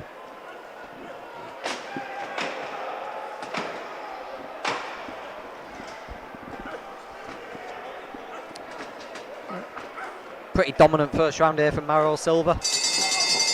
Nothing too extravagant or no showboating or anything like that. Just got on with the business there, didn't he? Just pretty much dominated Jake Bray for 3 minutes. Yeah, his best shots actually were probably body shots. Actually, there were some good body shots that went in. A couple of people on the messages now. When's Niall? Yeah, I believe Niall is on next. Niall Brown, that is. So those of you that are in for Niall, yeah, Mario is on now. We're seeing a lot of kids that are just starting out their careers. They come on the Black Flash shows, and it's a great platform for them. to build up some experience and some notoriety in their own way. And we've seen a lot of good kids start here and then end up on big shows. I mean, look at Zofa and Lyndon. I remember travelling down to London for Matty Ryan's English title fight with Ted Cheeseman. That was a big night for everyone. That was some ring walk there. Walking out to the O2, that was a great night. But we're seeing another one of the young crop coming through. Yeah, I've seen the big cheese. He's back in the gym, isn't he, as well? Yeah, a lot of time for Ted Cheeseman. Proper throwback fighter. In the ring now, Mauro Silva. Super Mario. For 3 minutes there, Jake just did a good job of avoiding the big shots, didn't he? Getting his head low and tucking away and trying to frustrate Silva, just make it difficult for him to land cleanly. Again there, just using his feet and stepping around. Well, he's a smart guy, and he's got a smart guy in his corner in Jimmy Harrington, and they know what's in, you know, they have a look, and that's a good shot by Mario, which just momentarily makes Jake uncomfortable. Yeah, it's like a clubbing right. Oh, the body shot hurt. That was a good body shot, that. I think the body shot there hurt him more than the clubbing right hand that landed behind the ear.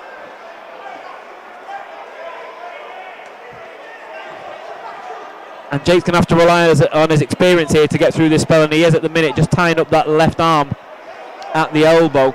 Silva will just be looking for an opportunity to go back to the body, won't he? There it was. It went with an uppercut. And that was a good shot because it sort of come from underneath the eye line. And I felt that one from here. And Jake done well to stay on his feet off that because he really felt that one. And he does what he does. He fires back. He's a brave guy, Jake Bray. Heard that right uppercut to the body land. It's beautifully picked, wasn't it? Really well picked shot.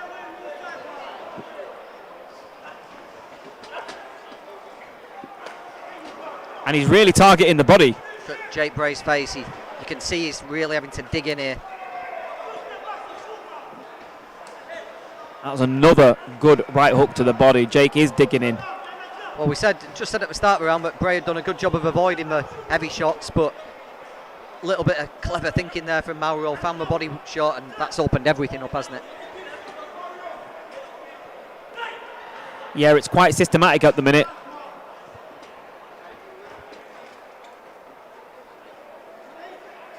And a bit of blood now around the nose of Jake Bray. He does fire back. Mauro is wise to it.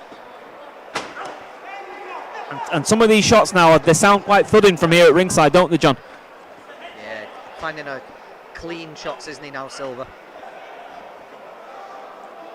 I think he's just got in. Seems to be looking at the chest a lot of the first round, Silva, but just looks to be looking for Bray's head now. I think he can sense a finish, can't he?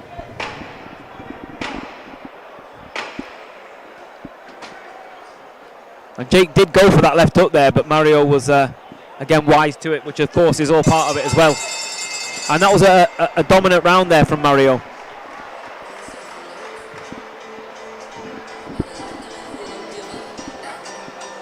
Yeah, you know, he's got Jimmy Harrington in there in the corner with him. He's a very experienced guy. He'll get some good info.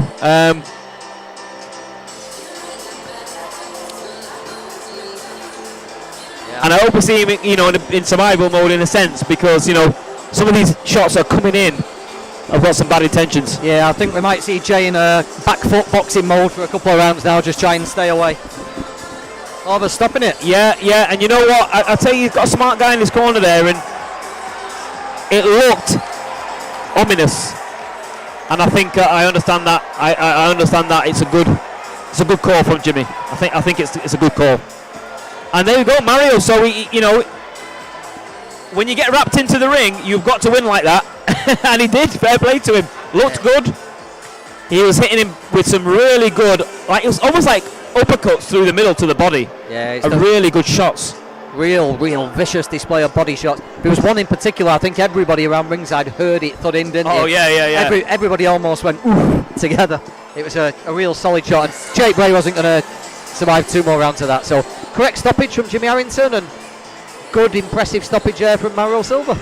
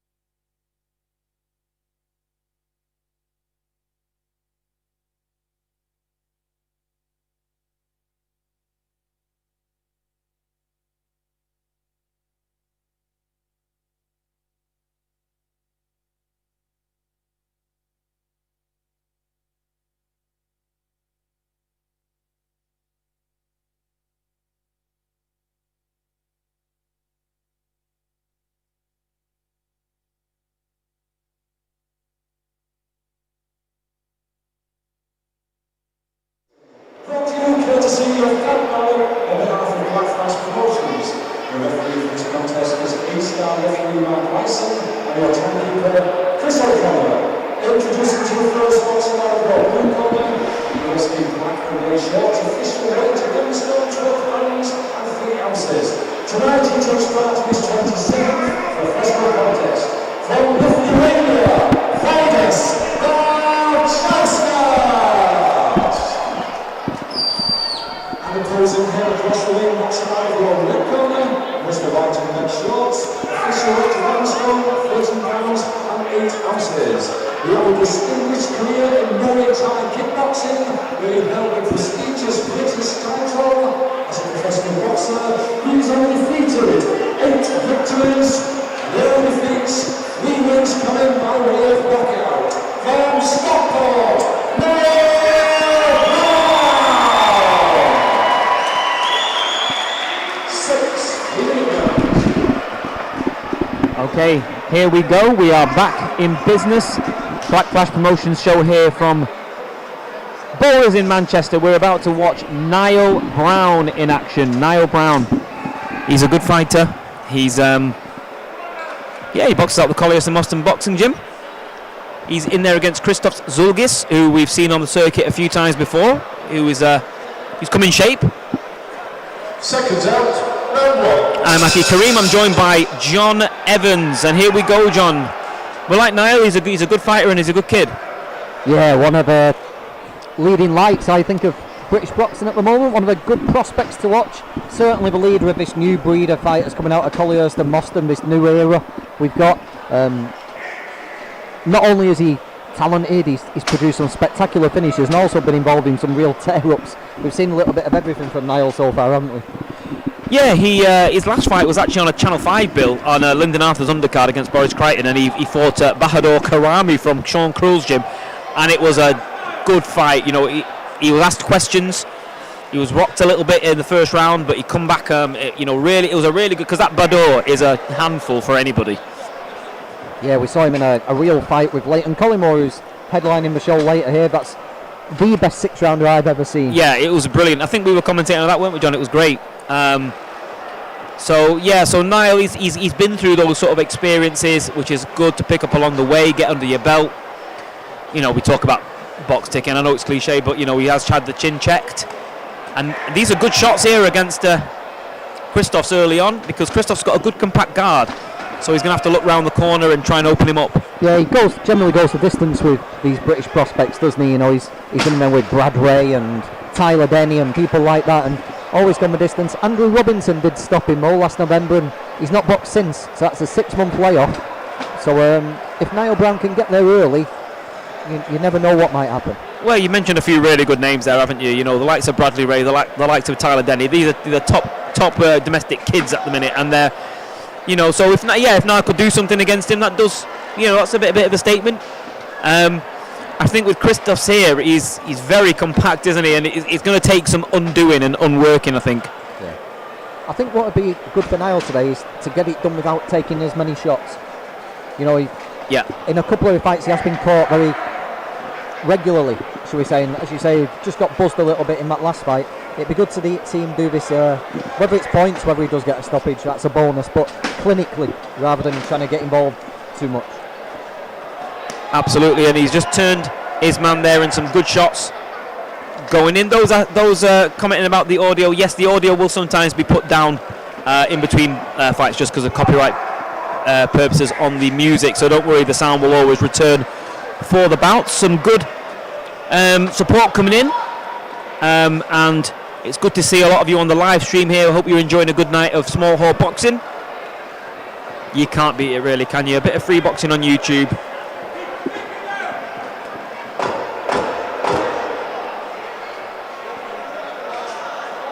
And it's a cautious round, but the better shots have come from Niall,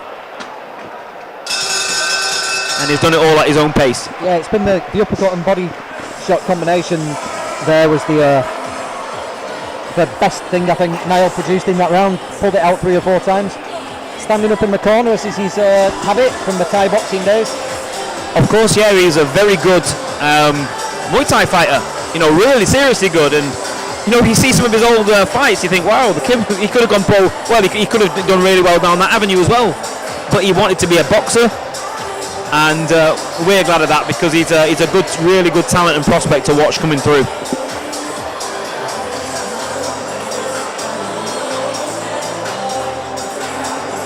And if you're just joining us, where have you been? 3 fights left.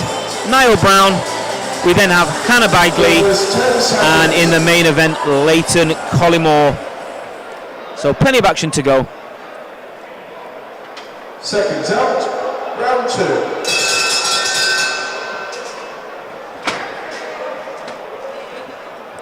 And here we go into round number 2.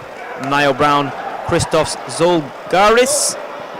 And it's great to see so many of you joining us. Duncan, appreciate the comment, mate.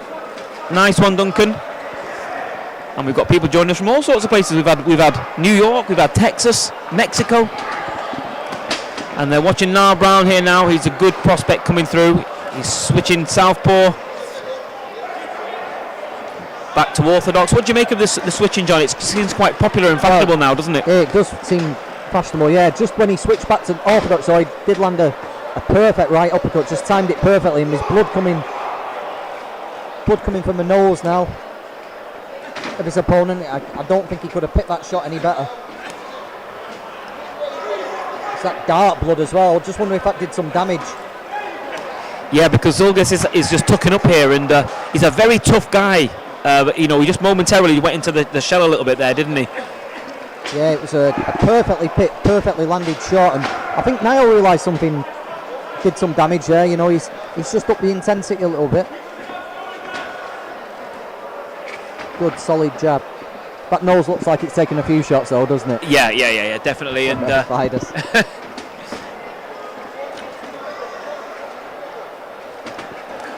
Picks it again there. He was putting the uppercut and hook to the body together in the first round, but it's just the single shot uppercut at the moment that's doing the damage. This is what I wanted to see from Niall tonight. No, not getting involved too much, dominating, doing things his own way and picking the perfect shots. This is what he's capable of.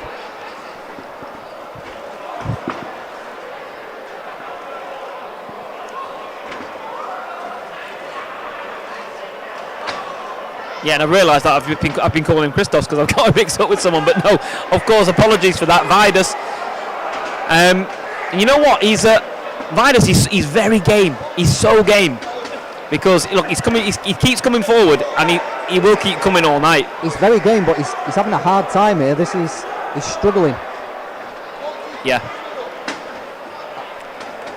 Well, Niall's just doing the fundamentals well, isn't he? He's keeping it very basic. There's a nice bit of work there with the right hand. Nice right uppercut again afterwards. I'm just looking at VAIDAS' body language. He's sort of up the intensity. He looks tenser, doesn't he? I think he's having to really. I think he's become aware that this could become a tough night's work for him unless he's fully on it. A few more comments coming in. We've got Cam Talk Too Much. This is a good boxing card. Hey, top man Cam, thanks for that. BBTV Boxing, hello Chris. He's watching. Good show. There we go. We paid him to say we were good commentary, so that's good. Hope we're having a good one, Chris. Charlie Buckley is in the house. And yeah, the audio will go off from time to time just due to copyright purposes. But don't worry, the audio will always return for the fights. If you're just joining us now, we are at Bowlers Exhibition Centre. We're watching Niall Brown in the ring there against VAIDAS Balciauskas. And sorry earlier for getting him mixed up with ZULUGIS. But yeah, VAIDAS is a good game kid. We've seen him on the circuit before. He's been in with some top quality operators, the likes of Bradley Ray, the likes of Tyler Denny, 10 seconds.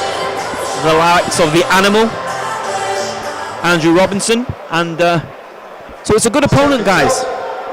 These are not just people that are coming here to get knocked over. These are good kids, and the point is for them to test the prospects. Just started off southpaw again. I'm just going to keep my eyes open when Niall switches back to orthodox. Whether he looks to land a big shot on that switch over. It worked in the last round. See if he does it again. And we've got Phoenix Muay Thai joining us on the comments, and maybe some link there to Niall from his Muay Thai days. But Niall's looking very good. This is a good performance from Niall. You know, I like the fact that he's not rushing his work. He's picking his shots nice, and actually, yeah, he's doing a real good job here. He's finding good shots on the back foot.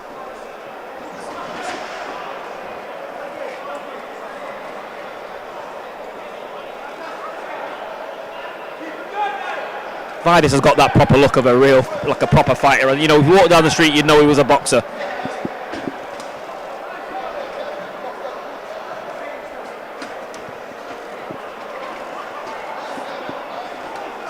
And he is trying to find his own shots, VAIDAS, but Niall was swift with the counter, his own counter. Yeah, Niall just getting involved a bit.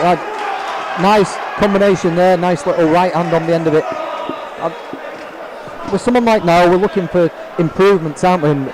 I think we need to see him, if he's going to get involved in exchange, just be a little bit cleverer defensively than he's been a couple of times in his career. And so far tonight, he's doing that, isn't he? This is the best he's looked for a little while now, Niall Brown. Really good so far. You can see the confidence, can't you, as well? It's much better. It's his distance, it's his range. You know, he's just getting out of danger when he needs to, and he's making sure he's at safe distances. In the past he's liked to get into exchanges and have a go and have a fight.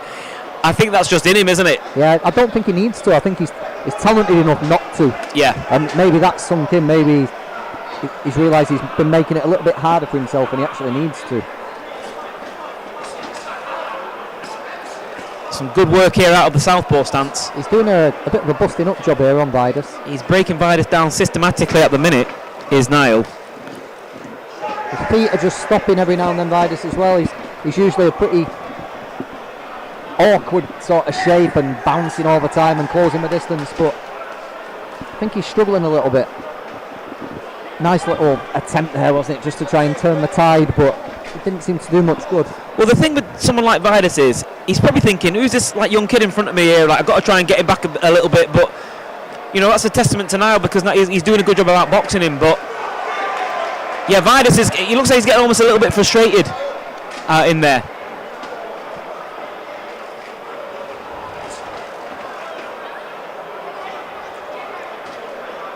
But you can't take their eyes off these guys. You remember that we were watching a fight, weren't we? Last time we were here, and Lewis Woods was in a good little fight, and he got caught, I think, right at the end of the last round. He got caught by, I can't remember now, that his name doesn't come to mind, but it just shows you can't blink for a split second, can you? Darryl Tapuma. That's him. Yeah. The Black Flash shows over the last year have been real good value, haven't they? There's been evenly matched, there's been upsets, your way fighters have come to win, there's been good tests. The best 6 round I've ever seen, and Pat and Black Flash have really stepped it up, I think, with the matching over the last 6 months. Yeah, I mean, to be honest, when we get a call to like do the commentary, we're kind of looking forward to it. You know, it's like, Black Flash, yeah, definitely, because we know we're going to see some good matches. It's not just going to be one-way traffic. And I think the crowds have shown that as well. You know, the shows here at Bowlers have all been busy and packed because people know they're going to get a good show, I think. Yeah, definitely, and I think you know, the more and more people that can watch these as well online, hopefully next time you can come down, guys, and see for yourself, because the atmosphere is really good in here. And you know, we've got A-star referees everywhere. You know, Mark Lyson, who's in the ring now, he refereed Tyson Fury versus Dillian White at Wembley, and he's in here keeping it real on the Black Flash promotion show. So fair play. If you're just joining us, Niall Brown is in the ring. He is in there right now against VAIDAS BALCIAUSKAS, and I hope I pronounced that right. Apologies if I haven't, but we've seen some good work from Niall so far.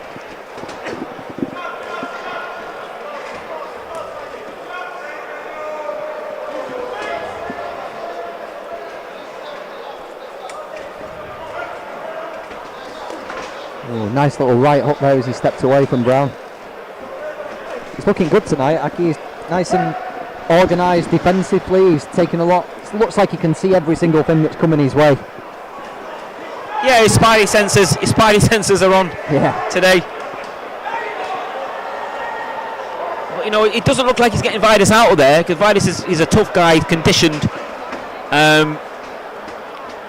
So again, it's good work, it's good rounds in the bank. And this is what you want when you're learning. And obviously this is a Black Flash promotion show, so I will give a shout out to our late friend Tommy Dix, who used to always say, this is what you want on the smaller shows, you want to learn your craft, this is what you're doing. I think he'd be pleased with this performance, Tommy Dix would, of what well, that's that right uppercut again, that. Yeah.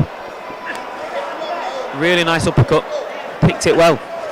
A shot Black Flash promotion specialised in, we've seen Zelfa and Lyndon Arthur land tremendous uppercuts, haven't we, in their careers, and Niall Brown looks like he's got it in his little toolbox as well.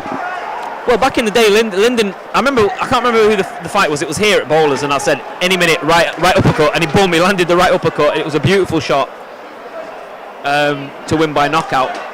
But yeah, it is one of their trademark shots, because they're very reactionary-based fighters, aren't they? Especially they do a lot of the jab drills, etc. And they're very reactionary fighters, and you know what, there's some people at ringside, good shadow boxing at ringside we're seeing, yeah, they're getting really into this. It's good to see a lot of people in here enjoying a good night of boxing.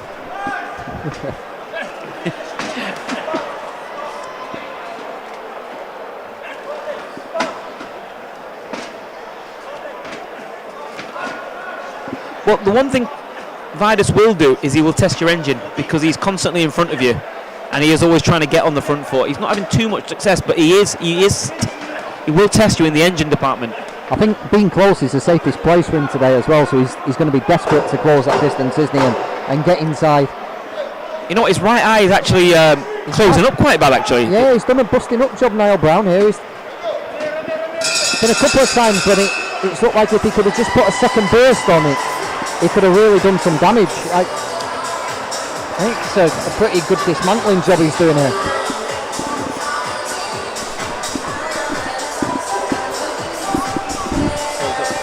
Yeah, looking at here from ringside here, we're having a good look here at VAIDAS, and the eye is really closing up. I mean, probably by tomorrow morning that will have closed up, actually.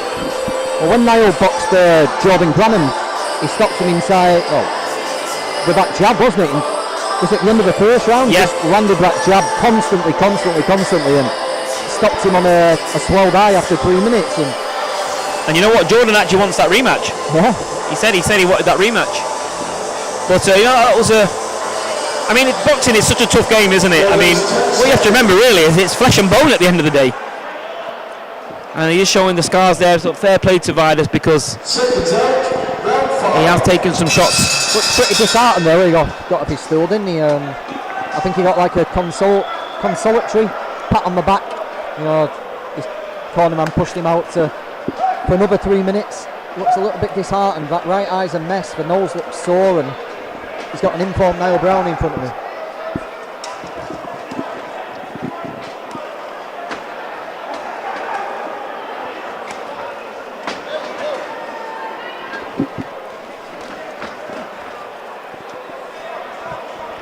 And one thing I like here is with Niall doesn't spend too much time on the ropes.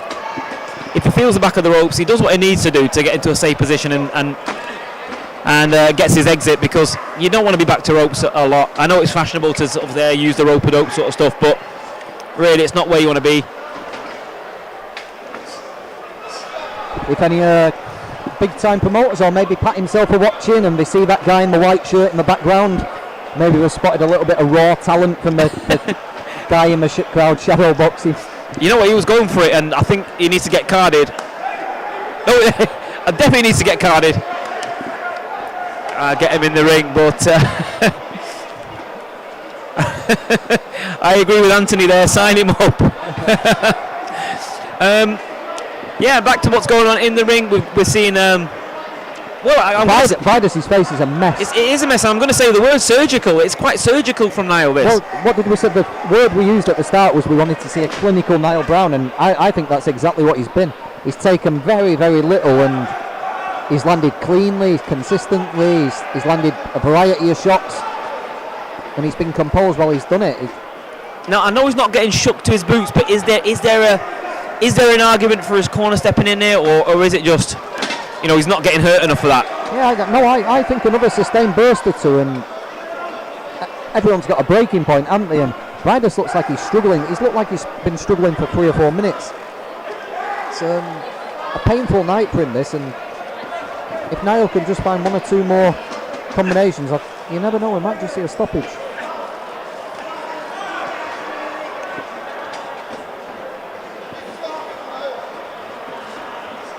I dare to say, but is this the best we've seen, Niall? Yeah, I think it is, isn't it? It's the most complete. We've seen spectacular finishes, haven't we? And we've seen exciting fights, but against an opponent who takes people the distance, I think this has been his best all-round performance. I think so, yeah. I think so, and economy of movement and just not wasting too much, and obviously he's got little bits and bobs to work on, but you know what? This is great signs here from Niall, great progression. I think he wanted a different type of performance than his last one, in all honesty, because I think he realised he didn't want to get in a war. But this is great boxing.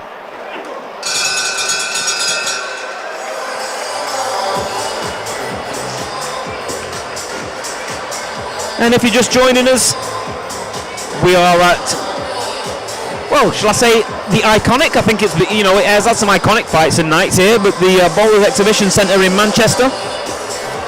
It's had a lick of paint, hasn't it? It's looking better than it's looked for a long time, bowlers as well.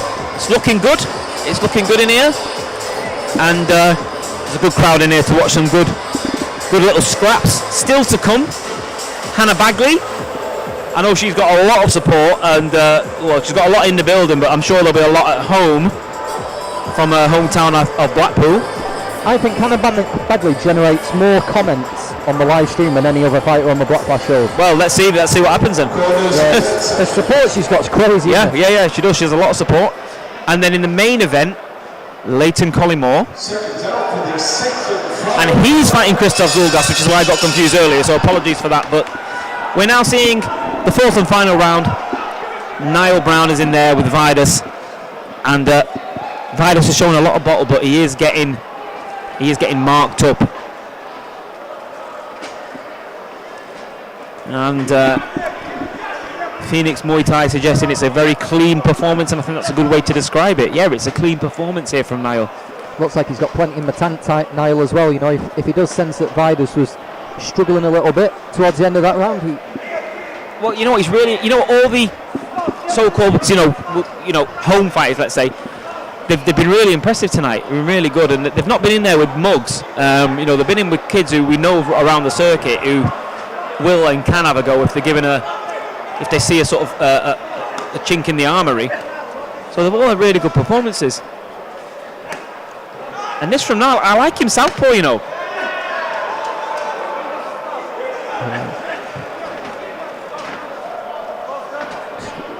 Really making VAIDAS pay for walking forward without much defence and just hammering body shots, wasn't he? And then put that left uppercut, this time not the right, but put the left uppercut on the end of it, landed that as well.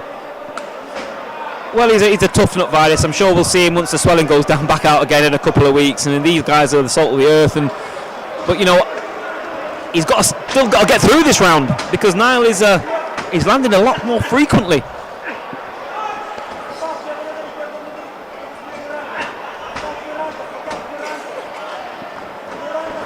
I hope Niall watches this back and realises what he's capable of when he does just. What's the word? Just use his skills. He just uses his ability and his natural, his natural sort of attributes. This is a great, obviously he's in there with someone he should beat. Obviously we know that, but it's the way he's doing it tonight. It's a really good, methodical, systematic performance here. Very clean work.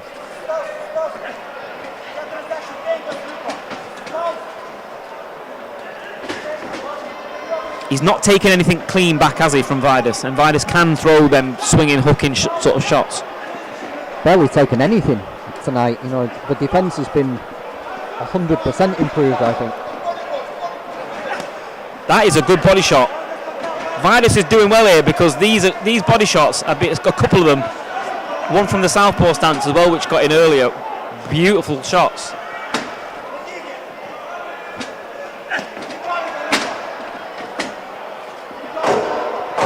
Last 10 seconds of as clear a 60-54 as you'll see, and yeah, I think you're right, Aki. I think the best all-round Niall Brown we've seen yet. Yeah, and good respect at the end of that, because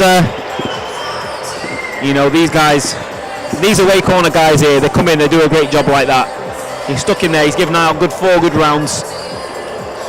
VAIDAS is telling everybody just how good Niall is. And I think we're expecting a nice clean 60-54. I think the people around the ring realise just how hard that was for VAIDAS, and Pat's calling him tough. Yeah, and he quite rightly take a bow, mate, because you know what, he's done well there.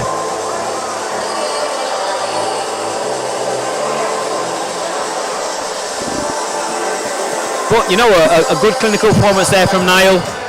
And if that's anything to go by, if he can keep on performing like that, then he can make a name for himself.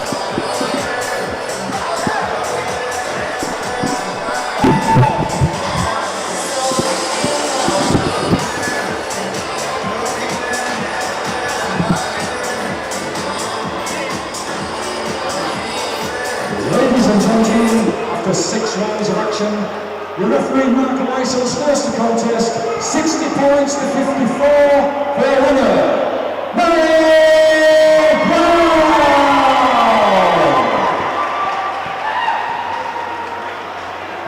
And your appreciation please for VAIDAS BALCIAUSKAS.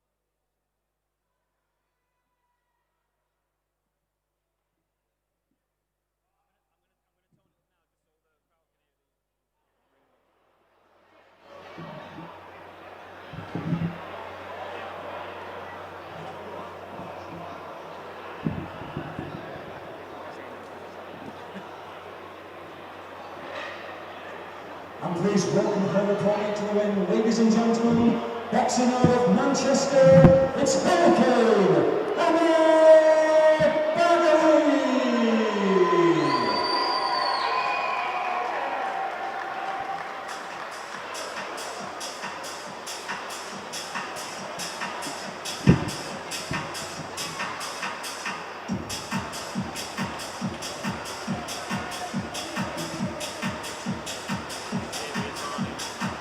Very serious, Mr. Hardy.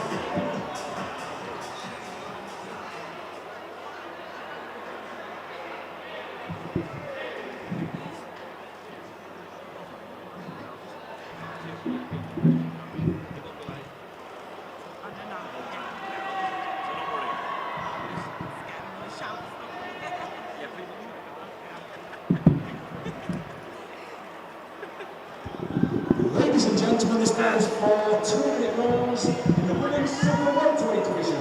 Brought to you courtesy of Flash Promotions. Your referee for this contest is David Mulholland and your timekeeper Andrew East. Introducing to you first, boxing out of your blue corner.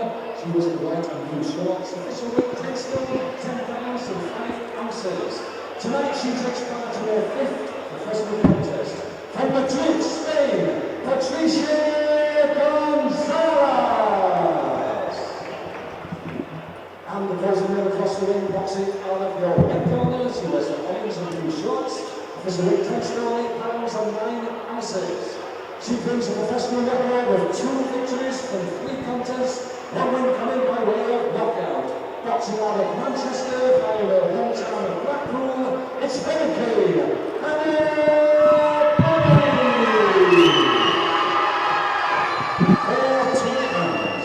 Okay, guys, thank you for staying with us. We are here at Manchester Bowlers Exhibition Centre.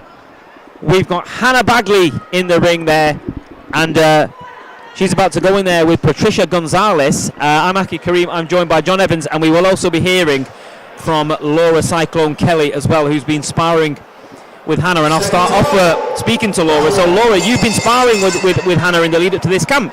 Yeah. She's very prepared for this. I don't think she's trained as hard as they said to me the other day. This is a level up for her. If she doesn't do this now, she's, this is it. She's leveling up. She just thinks this is the night to perform. She's going to show what she's going to do. She's going to perform. She's going to win. It's going to be a big win as well. Okay, well, she's in there with Patricia Gonzalez, who she has got a losing record, but she doesn't look, she's come in shape, hasn't she, John? Yeah, she's definitely come in shape, and she's come to fight, hasn't she? Both girls are letting the hands go. They're both landing cleanly. We might get a little firefight here for as long as this goes. We could do. And Laura, I can see you're quite nervous here. You're obviously a friend of Hannah's, but what would you be telling her to do in the opening stages of this fight? Do you know what? She sent me videos of the girl. She is very forward fighter, which, to be fair, is very good because I am sparring wise. She's very prepared for this. I've always come forward throwing shots. She knows how to deal with it. She's very, very good with her jab. She's very good with letting you feel you're comfortable coming in. Once you're in, that's it. You're punished. So she's dealing with that very well. But Hannah said to me tonight she wants to hurt her. So I think when Hannah gets that point, she is going to come forward. So this girl makes a mistake, that's it. Hannah has just started landing that right hand more than Gonzalez, hasn't she? Yeah, I mean, her last performance was a much improved performance. She showed some good things there. She was really happy with it herself. I know she's been sport. Now, obviously, Laura Kelly, but beside me, she was a really good amateur boxer. She's coming back as a pro soon on a VIP show. But, that's good work for Hannah. She's got that regularly in her gym now, sparring wise. And, this looks like it's going to be a good fight, this. Just take a big left hand there and the right from Gonzalez. It's that distance, isn't it, Laura? Yeah. Well, it's that distance, isn't it? When Baggalley's caught at arm's length, she's in a little bit of danger, but when she gets it a little bit closer and lands that right hand, Hannah's in control. Oh yeah, she's deadly with that right hand. She means business. That's what she said to me. That's my mistake. Sometimes when I come forward and I want to swing in, she catches me with that right hand. That's what she's looking for tonight, definitely. And if you're just joining us now and you're in to support Hannah, then thanks for joining us. There's a few people here on the comments are here to support. We've got, you know that person there? Frederick's Tom. Both Laura and Hannah. Demons in the ring. I'm sure he means demons in the ring. Seconds out. Round 2. Round number 2 here, Hannah Baggalley. Patricia Gonzalez, you can see quite a few orange t-shirts in the crowd here. Hannah's colours, and that was a good shot there. The left hand gets through from Hannah, and it's become a bit of a war, this. Both landing clean. Both girls are swinging for fences here, aren't they? Yeah, I love it. Yeah, you can see Hannah looking for that overhand right. You said there, Laura, that that's a shot that you've sort of been working on. Yeah. She's very awkward with it. you don't have to be far away. When you're in close and you're looking for that jab or body shot or whatever, she'll throw that backhand and it'll catch and she'll mean it. That's a deadly shot for her, definitely. And you know what? Hannah's not afraid to let him go, is she? No, she's not afraid to exchange at all. And she's in to prove something tonight. She said her last fight she wanted to show her boxing skills, which she did. She performed spectacularly. Tonight she said she's going to do damage, which she is. She's fighting. She's definitely in there for a fight. She did take a left hook there from Patricia, which seemed a good shot. And another one, and the right hand. And another right hand. Just needs to show herself up now, but she's biting down that gum shield. Yeah, it's good right hand there. Gonzalez. I think she's got to get back to boxing here, Hannah. She's got to get back to boxing, hasn't she, Laura? Yeah, definitely. Keeping her off of that jab, exactly the same style. I come forward like that, pinging her off. She's awesome on her feet. She needs to get back to moving, spin off them ropes. She won't stand there. That's where they're standing. Spin off. She's got to get out of that range. She's either got to get closer or further away. Third right hand again. Yeah, there are a few. I mean, obviously Laura's understandably animated at ringside here. It's a friend, it's a sparring partner, but she has taken some big shots in that round, hasn't she? And I think Patricia's got some confidence up there, but she does look tired going back to the corner, does Patricia? But Patricia does, but it was a big round. That Hannah Baggalley took some big shots there for a full minute. Yeah, it was a big round there for Patricia. Patricia could possibly have emptied the tank, taking big deep breaths in that corner. And you know what? It's definitely not boring, this fight, is it? It's it's a bit of a tear up, and she's got a very experienced cornerman in Arnie Farnell, and Arnie, you can see, is saying, work the straight shots, work the jab. Arnie will be giving her, Laura, obviously you're trained by Arnie Farnell now as well. He'll be giving us some good information, won't he? Definitely, it's hard work because we all sparring each other and both from the same gym. It is very hard work. It's hard work for him to decide, what he says to each other. But exactly now what I've just said to her when she spars me. She needs to keep it long. Don't fight. You need to move. You need to not let her get her fight off. There, let her struggle. Exactly as you just said there. Keep that long jab. Let her walk into that backhand. Yeah, I think that's what's the order of the day, isn't it, John? Just some sort of fundamentals to the simple boxing stuff. Oh, would you say she has to be all the way in or all the way out here? She's getting caught in that mid-range, isn't she? Yeah, definitely. Stay out of it. That's exactly what Arnie says with me. You don't want to rest. You don't want to do it. Don't do it in the middle of it. She boxes best outside, Hannah. She needs to move her feet, get that jab going, and spin off. That's what she needs to do. When she's at the arm's range, she's getting belted with that right hand on the left hook. Yeah. Laura Cycle Kelly here at ringside here to watch her stablemate Hannah Baggalley, and I feel like there's some. She's definitely got some big shots coming in here from Patricia. She can't deal with the range.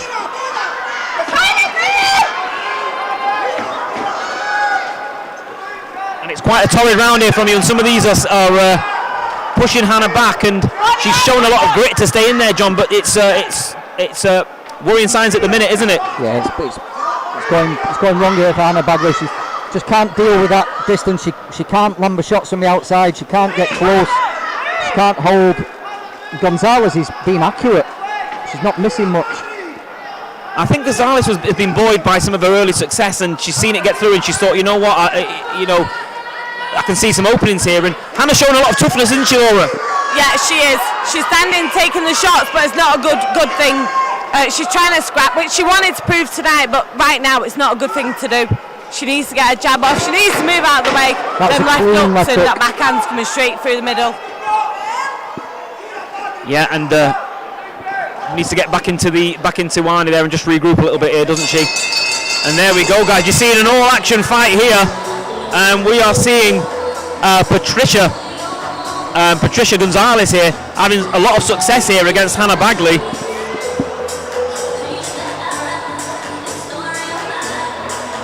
And Duncan on commentary saying distance, and he's right, and I'm sure that's what Arnie is a ex-professional,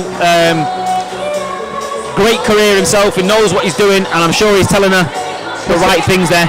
The thing is though, if she goes for distance, she's going to lose the decision. I'm not entirely sure what. Oh, they're stopping the fight. They're stopping the fight, Laura. Oh, they're stopping the fight. Yeah, they are. They're stopping the fight. Yeah, I think it's the right decision. But Baggalley was just lost for ideas and how to stop that, and I think Arnie Parnell's made the right choice there. Yeah, and you can see what it means to Patricia. You can see what it means to Patricia. I know, right, Laura, I know obviously you're friends with Hannah and you're quite sad at the minute. Just tell us what's going through your mind at the minute. I don't know what to say. I don't even know. I think she took worse than that. I'm not sure what happened there. Patricia wanted that. She wanted that bad. She's not travelled from Mexico for no reason. She did want that. I thought Hannah was very prepared for this. After I've heard of Arnie after, I'm not sure what went on there. Well, credit to Patricia there as well, because she come out there and she gave it her all, and they both did. And you know what, Hannah showed a lot of toughness there as well. You know, she was stopped on her feet. And John, the stoppage from Arnie there? Oh, I think it was 100% right. She was struggling, wasn't she? Struggling badly. She's not complained either, Laura, in the corner. You know, she looks disappointed. I think she just looks out on her feet. Yeah. It was 2 sustained rounds of punishment there. Yeah. You know she can do better. It just wasn't there tonight, was it? I've hit her harder shots than she's taken tonight. It wasn't there tonight though, was it? She couldn't turn it round. I know, but we've gone through wars. You wouldn't believe it. We've been through spars that you would pay for. You would pay double for. So I'm a bit worried about that. Yeah, well, disappointing end for the Baggalley fans there, and your winner by way of TKO, Patricia. But you know, credit to Patricia Gonzalez there. She came over here as the away fighter and she's had some early success and she stuck with it.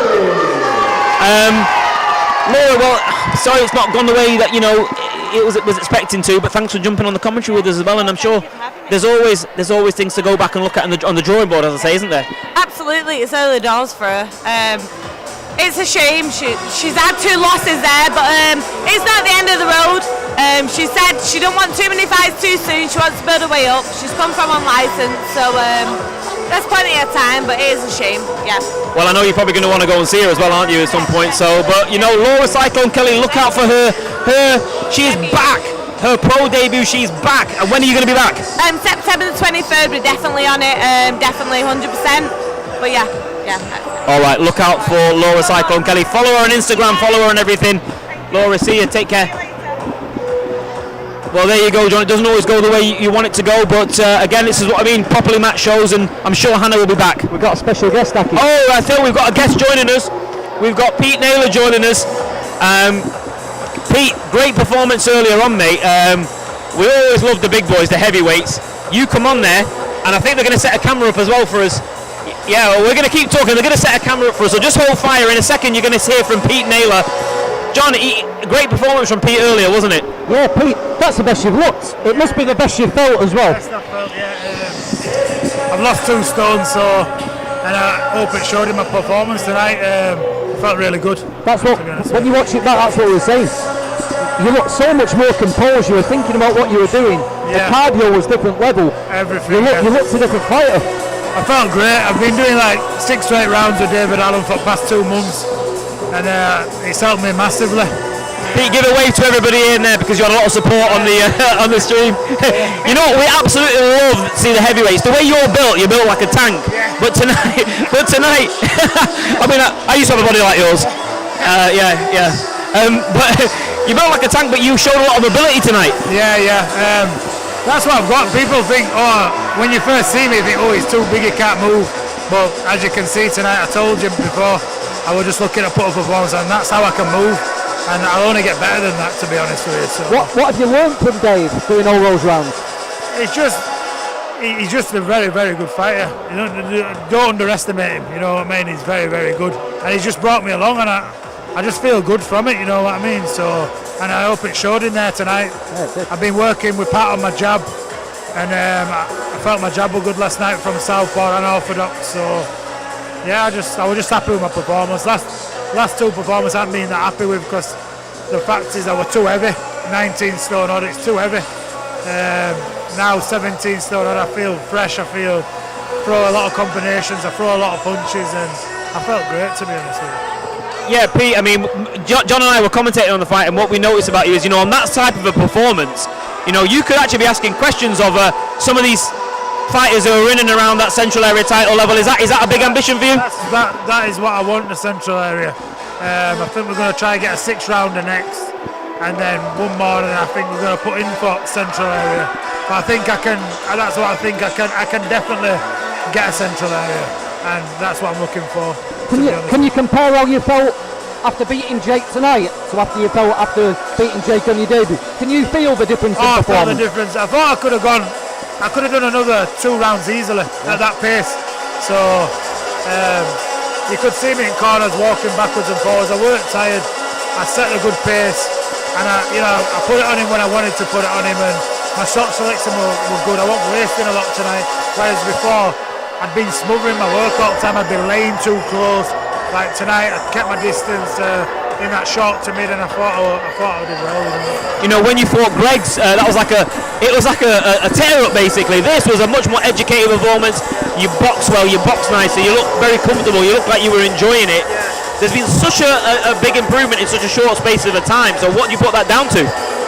Just with the weight that's come off and working with Pat, and then sparring David Allen, and being in the gym every day, just working diligently on the jab and the shots off the jab, so the combinations off it, and I feel like it's just all played out tonight, and I felt really good, to be honest. Got to give Dave Allen a shout out. He's a good mate, and he'll probably be watching, you know, because he does like this sort of small old. We get on. He's a really good fella, a very, very good boxer. Don't sleep on him because he's very good. You cannot sleep on Dave Allen. If you're watching out there, I know he wants that comeback fight now. How far do you think Dave could go on a comeback? He can go really far. He's dedicated now. He's training every day, and he's no slouch. So underestimate your own peril. You know what I mean? Because he's very, very good. What next for you? Have you talked? I know you just come out of the ring, but is there anything in the pipeline?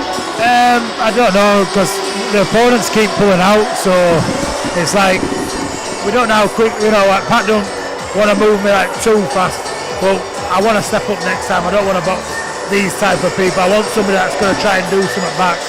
So we'll just see what comes up in pipeline, and I'll take whatever, to be honest. Has there been any discussion about getting a show back at home? Yeah, we want a show in Bradford. I'll sell out in Bradford massively. I was going to say, I bet you're a popular follower over there, aren't you? Massive following. If it does a Bradford show, it'll be unbelievable. Well, you had a few people on the comments tonight from Bradford. They were all tuning. They're all tuning in to support you. So yeah, you reckon? Well, maybe Backlash goes to Bradford then. Yeah, hopefully one day. Yeah, I mean, I'd love that. It'd be a massive show, massive. Yeah. What's the rest of the night then? How do you sort of celebrate and chill after a win? Yeah, we're just gonna chill out. I've got kids. My son plays football, so we're at football tomorrow, and I'll be back in gym on Monday. Hopefully back sparring with Dave Allen on Tuesday. Just get straight back to it. Not young, so I want to just keep going and just see where I can get. Yeah. You need to follow this guy. You need to follow Pete Naylor. I'm telling you, because he is an exciting fighter. He's he's always going to bring an explosive performance to the ring, but we've seen tonight he's a good boxer as well. Do you want to give a shout out to your Instagram handles, like, and all that sort of stuff, social media? Yeah, it's The Problem, Big P The Problem. Yeah, give us a like, follow. I want to thanks to all my supporters, Pat, Kevin, my coach, Steve, and all my sponsors. Thank you.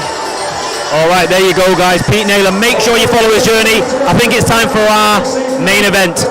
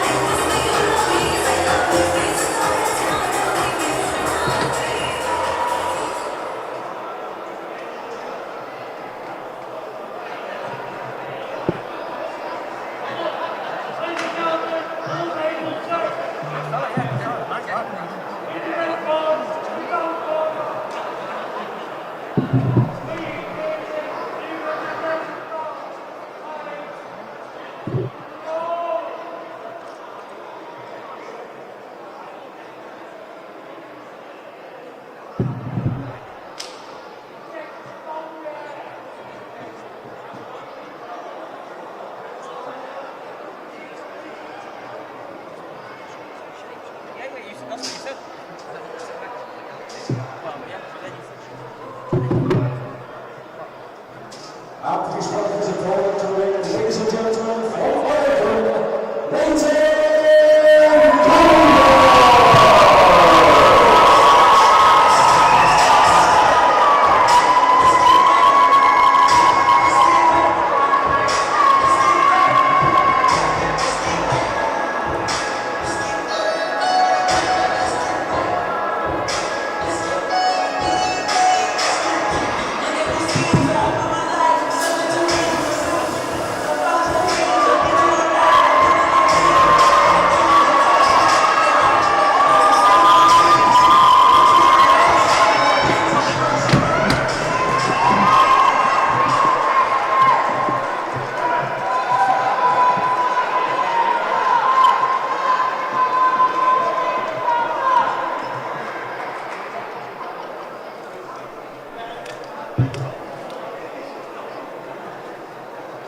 Ladies and gentlemen, this is it. This is your feature contest of the evening. 6 3-minute rounds in the light heavyweight division. Brought to you courtesy of KRAJEVSKIJ on behalf of Black Flash Promotions. Your referee for this contest is Gavin Stantonson and your timekeeper Andrew East.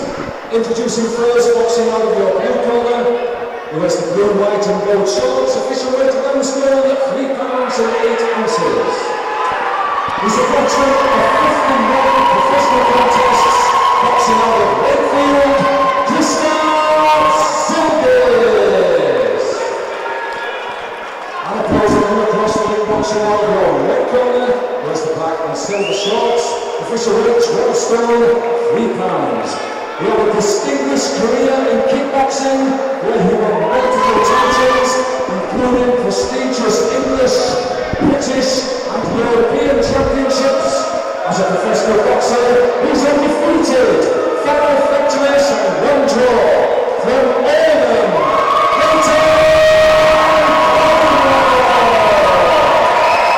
Ladies and gentlemen, thank you for staying with us tonight. We have our feature bout of the evening, Leyton COLLYMORE, KRISTARS ZULUGIS.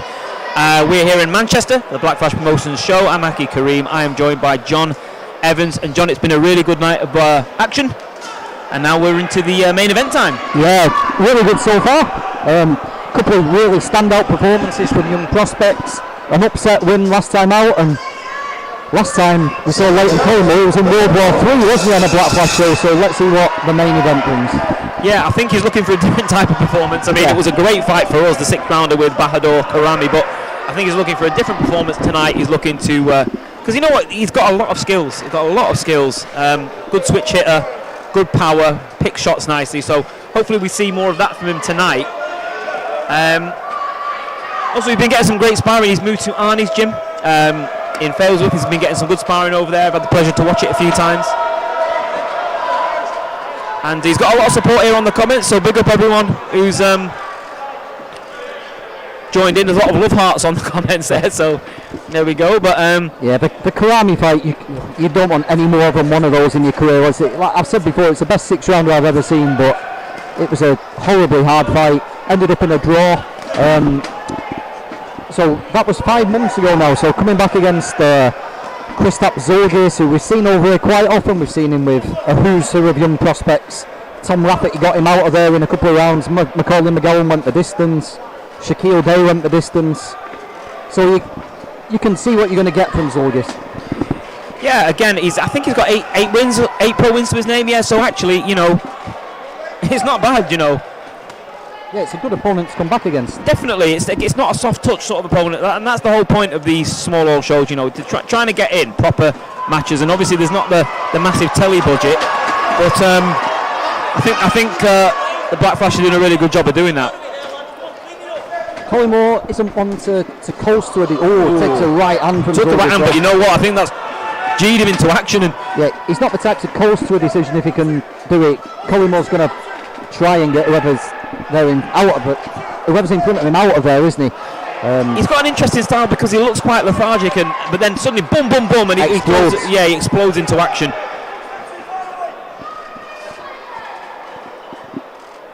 But yeah, you're right.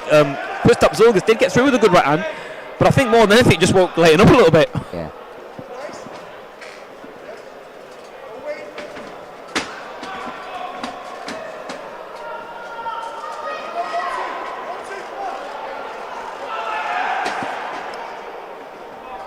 You know, this is better from Leighton, isn't it? Like, because he has got really good fundamentals and.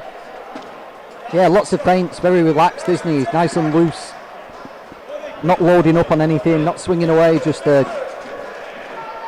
everyone's like bated breath, aren't we? Waiting for the next explosion. He puts a good left foot to the body in there, and here it comes. But you know what? Early on though, like this, Zulugis is still a little bit dangerous with the swinging shots and everything like that. So, I mean, you know, I think maybe just break him down a little bit. But Leighton is such an exciting fighter to watch. Yeah, he's not going to do that. He does, yeah, that's what I mean. Sometimes he just loves it. He absolutely loves it. And you know what? He's very fan friendly. And already you can see it's going to be a good fight, this one. Yeah.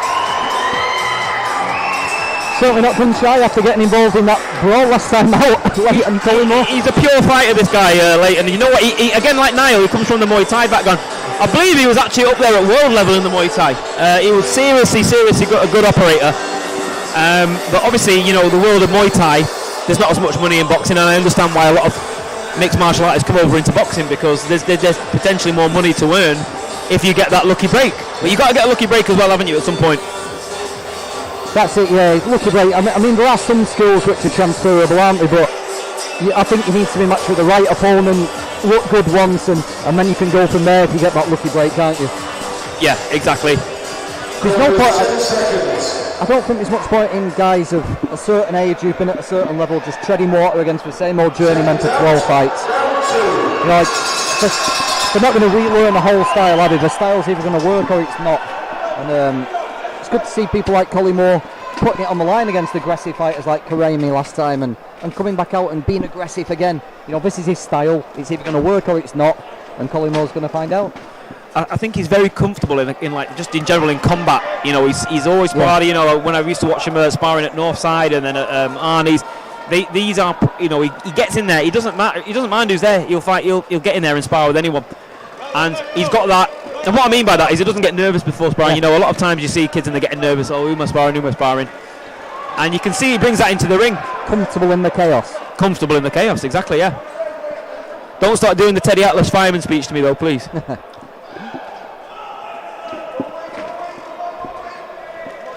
It's good to watch Collymore, isn't it? Because you know something's coming at any moment. Yeah. If he lands, here we go. There we go. If he lands a single shot, then Collymore's going to let 3, 4, 5 go. And while he's throwing, he's open himself. Yeah, and it's all action. There is going to be a real exciting career to watch, Leighton Collymore's. Oh no! Did he? I thought for a second there's something. You know, when you see a sign like that, something just goes. And yeah, I thought it twisted his ankle. Yeah, luckily it didn't. But for a split second there, I was a bit nervous.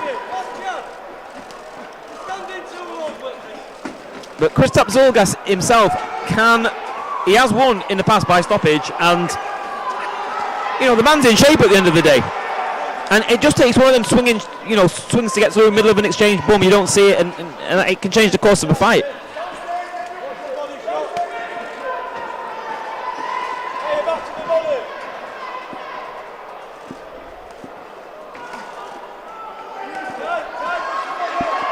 But you know when he lets his combinations off, he's a nice fluid combination puncher.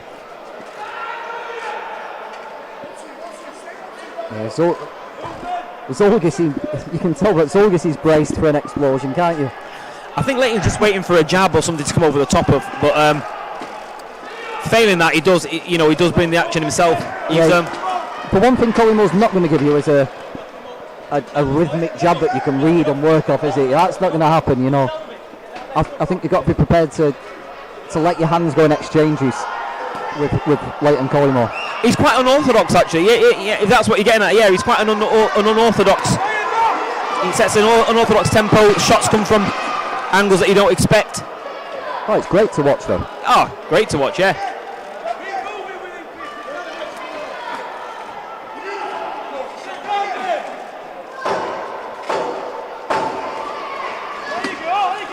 And give Zulugis some credit. He's definitely plugging away himself, and I think he knows that, you know, if he just gets the right opportunity, there could be something on there. But at the minute, Leighton is bossing the action.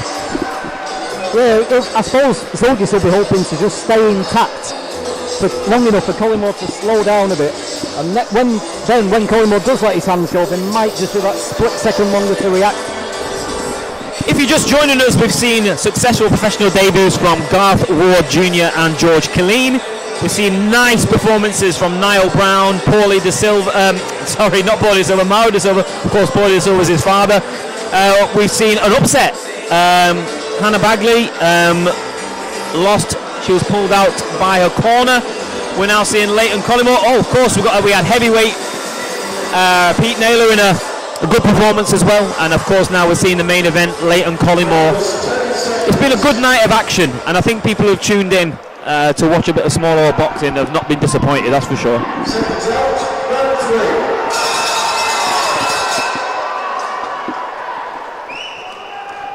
We're going to round number 3 of the 6th rounder.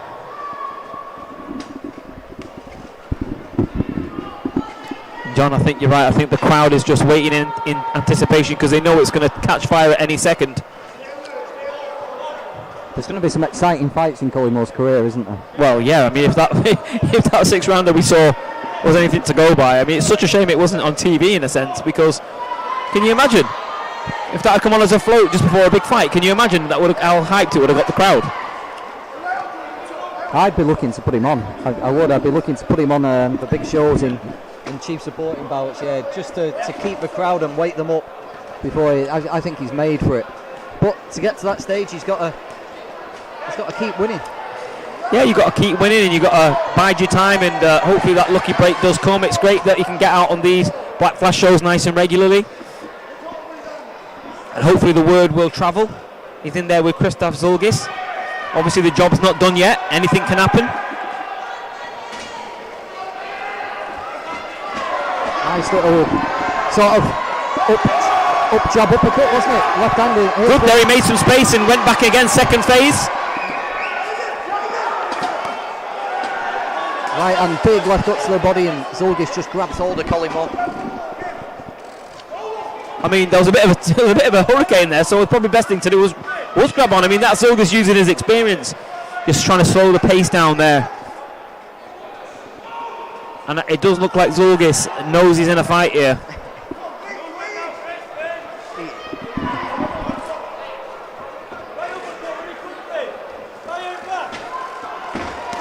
Nice switch of angles there from Leyton.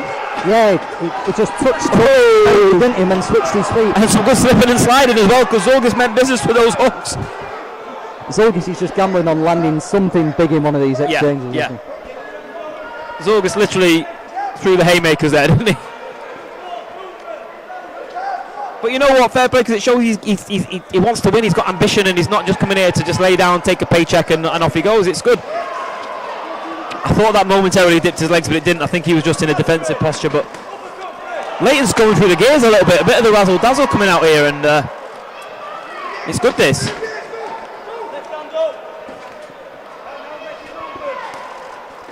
Yeah, but he's dominated this round, hasn't he? He's been on top in all the rounds, but this one, the explosive bursts have come, but he's been more controlled with it. I think he's completely dominated this round. Yeah, definitely. I mean, they do actually say attack is the best form of defence, and the way he boxes, it's very attack-minded, isn't it? He kind of uses that in a way to defend in some way in a defensive posture, because it doesn't let you work. Yeah, that was a good round from Collymore. That's what he is there. He was slick, he was patient, and then boom, all of a sudden 4 or 5 bursts in the round. And again, I'm sat here at a Black Flash Promotions show saying that I'm thoroughly enjoying, I've thoroughly enjoyed the evening. Yeah, the shows these days are quick fire, the fights are on, the fights are off. Exciting while they last. Good opponents, good atmosphere, and yeah, Black Flash is doing well on the small hall scene at the moment.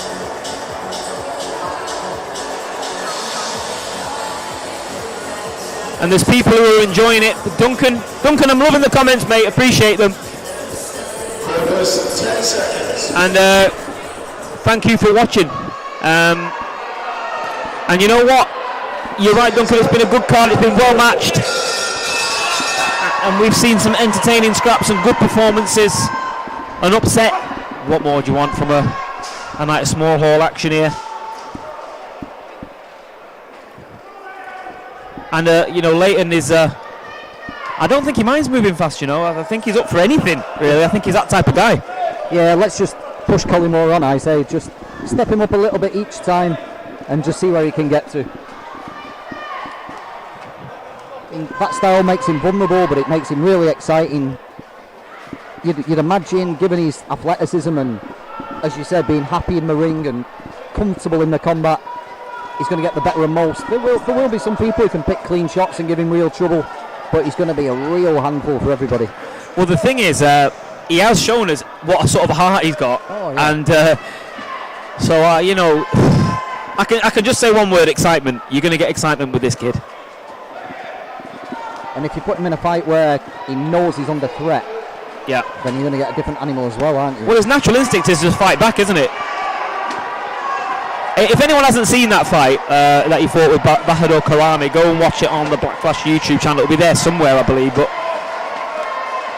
he's actually tonight a lot better defensively. He took too many shots in that fight. But in this fight, he's a much different operator by the looks of it. Yeah, and this round he's just toned it down a little bit, hasn't he? He's just using his feet, using his footwork, throwing 2s and 3s, just dominating the action now rather than getting involved with those wild exchanges. He's just using his ability and completely dominating.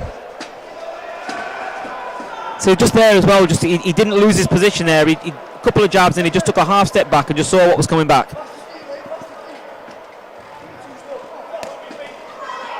He tried the old Lomachenko there. He tried to just pull the glove down a little bit. It was not a bad thing when you've got a guy with the high the guard like that.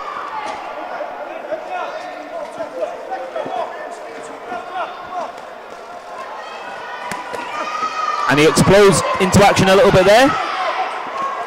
Zulugis is tucking up. I think the body shot's the one that got through. Well, Zulugis comes back with his own. Zulugis comes back as well with his own shots, his own body shots. Credit to Zulugis.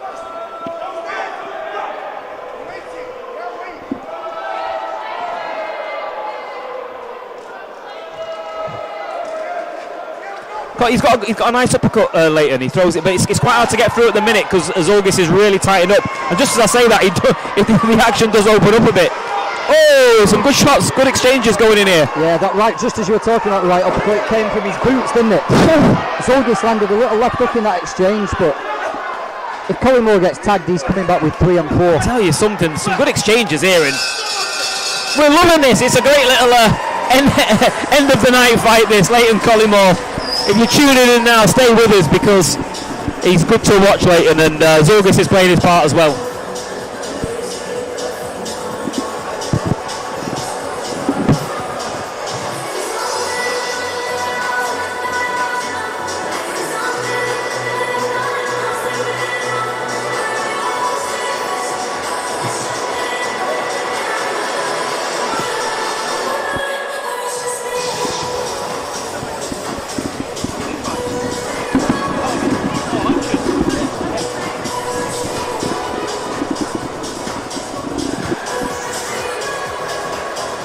Well, guys, this is the main event of the evening. Leighton Collymore, KRISTARS Zulugis.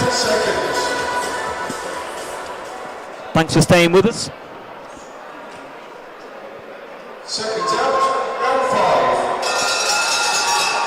5. We're into round number 5, and it's gone in a flash, actually. It doesn't feel like it's round 5. So right, it's flown by, hasn't it? And I don't think Collymore's going to coast the last 2 rounds either. I don't think coast is in its nature, is it? No. There's going to be fireworks over the next 6 minutes.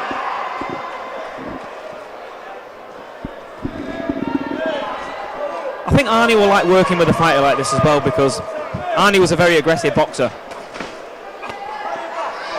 Yeah, Arnie Farnell was a real handful, wasn't it? Got him into trouble a couple of times, but yeah, what a strength it was. The Marty Renegan fight, and fight after fight, actually, wasn't it? Fight after fight, and that was an era actually where I know they invented the WBU title sort of thing, but you know it was kind of like a Manchester title but. You know, he was just as you say, tough fight after tough fight. Never disappointed. I mean, I know he was disappointed in a couple of his performances, but he was a known body puncher. The way he worked the angles, he was super fit. You can just see little elements when Leighton does let off them body shots. You can see that Arnie's just had his little word to him about how to, plant those body shots.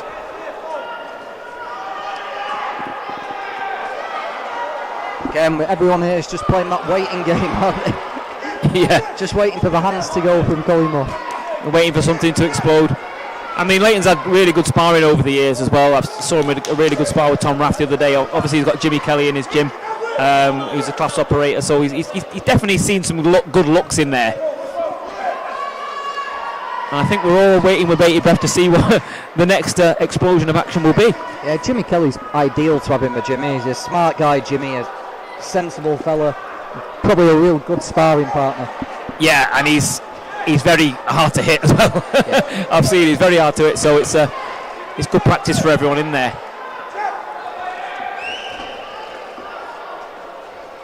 Blood from Zulugis' nose now. Surprised it's taken that long, to be honest. Yeah, and obviously, you know, when a fighter sees blood as well, of course, there's that little psychological nod to them where they think, yeah, okay, I'm getting to him here.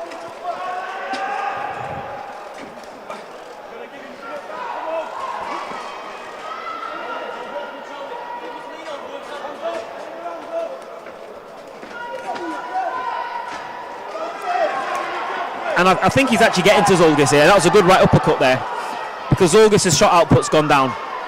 Yeah, he's got like a pained expression on his face, hasn't he? He's blood from his nose. He's looking a little bit swollen. He is looking, you know, a little bit sorry for himself, a little bit jaded, and you can see why, because Leighton is getting through now, and he's almost chasing after him now.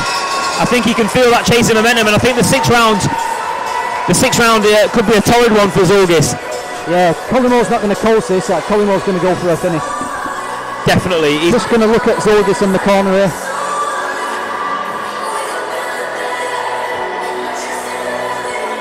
Doesn't look particularly thrilled at the thought of 3 more minutes. But he'll have another job. I actually feel like Leighton's getting better with each round, so, you know, he's probably thinking, I'm glad it's in a 6 and not an 8 rounder.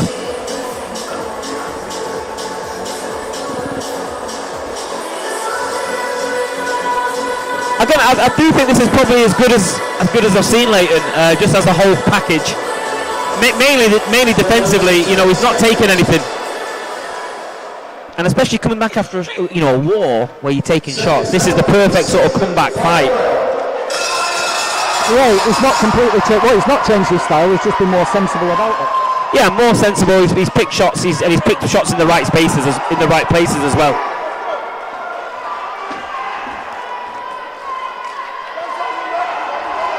Looks fit, Collymore, as well, doesn't he? Looks like he's got plenty left. Yeah, he's fit. He's always in the gym.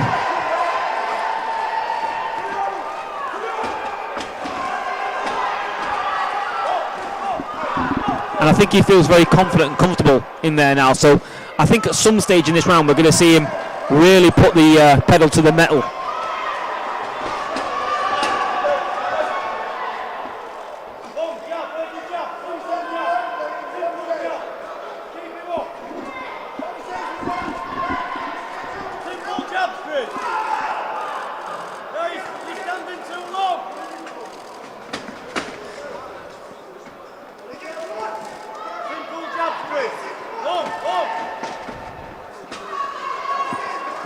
And it's become quite easy for him, hasn't it, at the minute, which is why he's just sort of willing to just box at range and just pick his shots, but you just know it's coming at some point. Yeah, I would imagine when he hears the clacker for the final 10 seconds, all hell's going to break loose. Yeah. But yeah, as he's done for the last 3 or 4 rounds, he's not changed his style, he's just toned it down a little bit and had everything in total control, hasn't he? Yeah, he has. As you said early on, there were times when Zulugis could punch early, and there were some wild exchanges where he was running the risk of just getting clipped, but it never happened, and since then he's just got better and better each round. Well, it's always interesting to see how a fighter adapts after. I really didn't want to see him come out and have a war like he did last time, because those sort of fights shorten your career. And tonight he's done it with precision, and he's looked good defensively, very elusive, and that is really what I wanted to see from him tonight. So some good improvements have been made there, particularly just like mentality-wise, I think.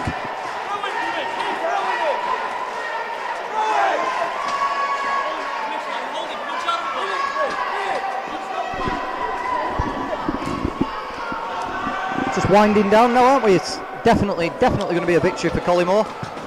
Yeah, definitely going to be a victory for Leyton Collymore here. Nice little right hand there. Looks like he's enjoyed himself tonight, I think. Exactly. He looks like he's enjoyed his work. And I think you're right. I think when we hear the klaxon for the 10 seconds, we might just get a final flourish. A nice little side step there. And there we go. No, just happy to go the 6 rounds, get a nice comfortable win under his belt, back in the winner's column, and on we go with Leyton Collymore.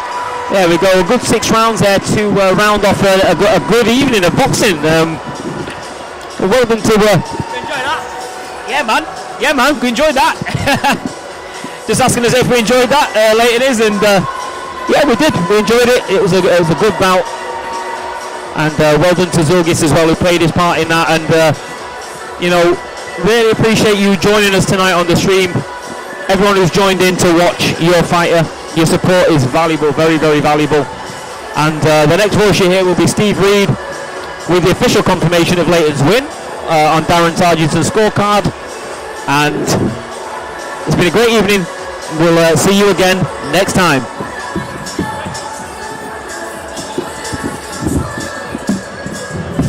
Ladies and gentlemen, after 6 rounds of action, your referee, Alex Wilkinson, scores the contest 60 points to 54. Your winner, Leyton.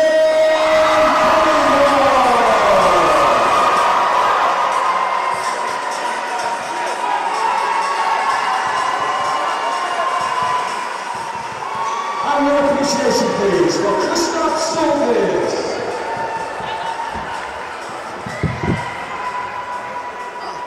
I like watching him. I love watching him. I'll do that.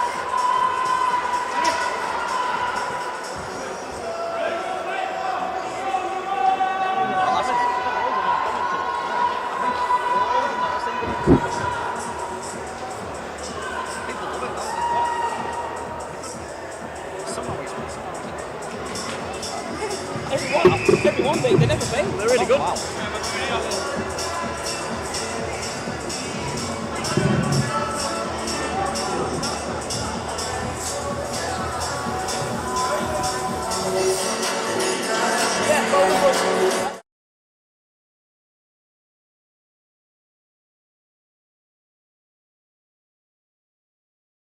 Right now. Tell me who you are, get in the car. Right now. Reach for the stars, I want it all. Right now. Tell me who you are, get in the car. Right now. Reach for the stars, I want it all. God, I'm low, guard my soul. All of my thoughts be dark like coal. Face down in the water, I float. I try to speak my mind, but I choke. I'm on a tightrope. Tired, I can't cope. No lying, no hope. The lying might show. Up to the party, y'all don't want smoke. Energize the body, raise up the yard right now. Tell me who you are, get in the car right now. Reach for the stars, I want it all right now. Tell me who you are, get in the car right now. Reach for the stars, I want it all right now. Tell me who you are, get in the car right now. Reach for the stars, I want it all right now. Just into the car, fighting a war right now. Wishing on y'all, I'm in the store right. Right. Right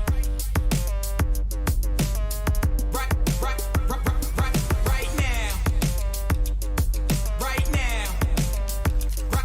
Right now. Right.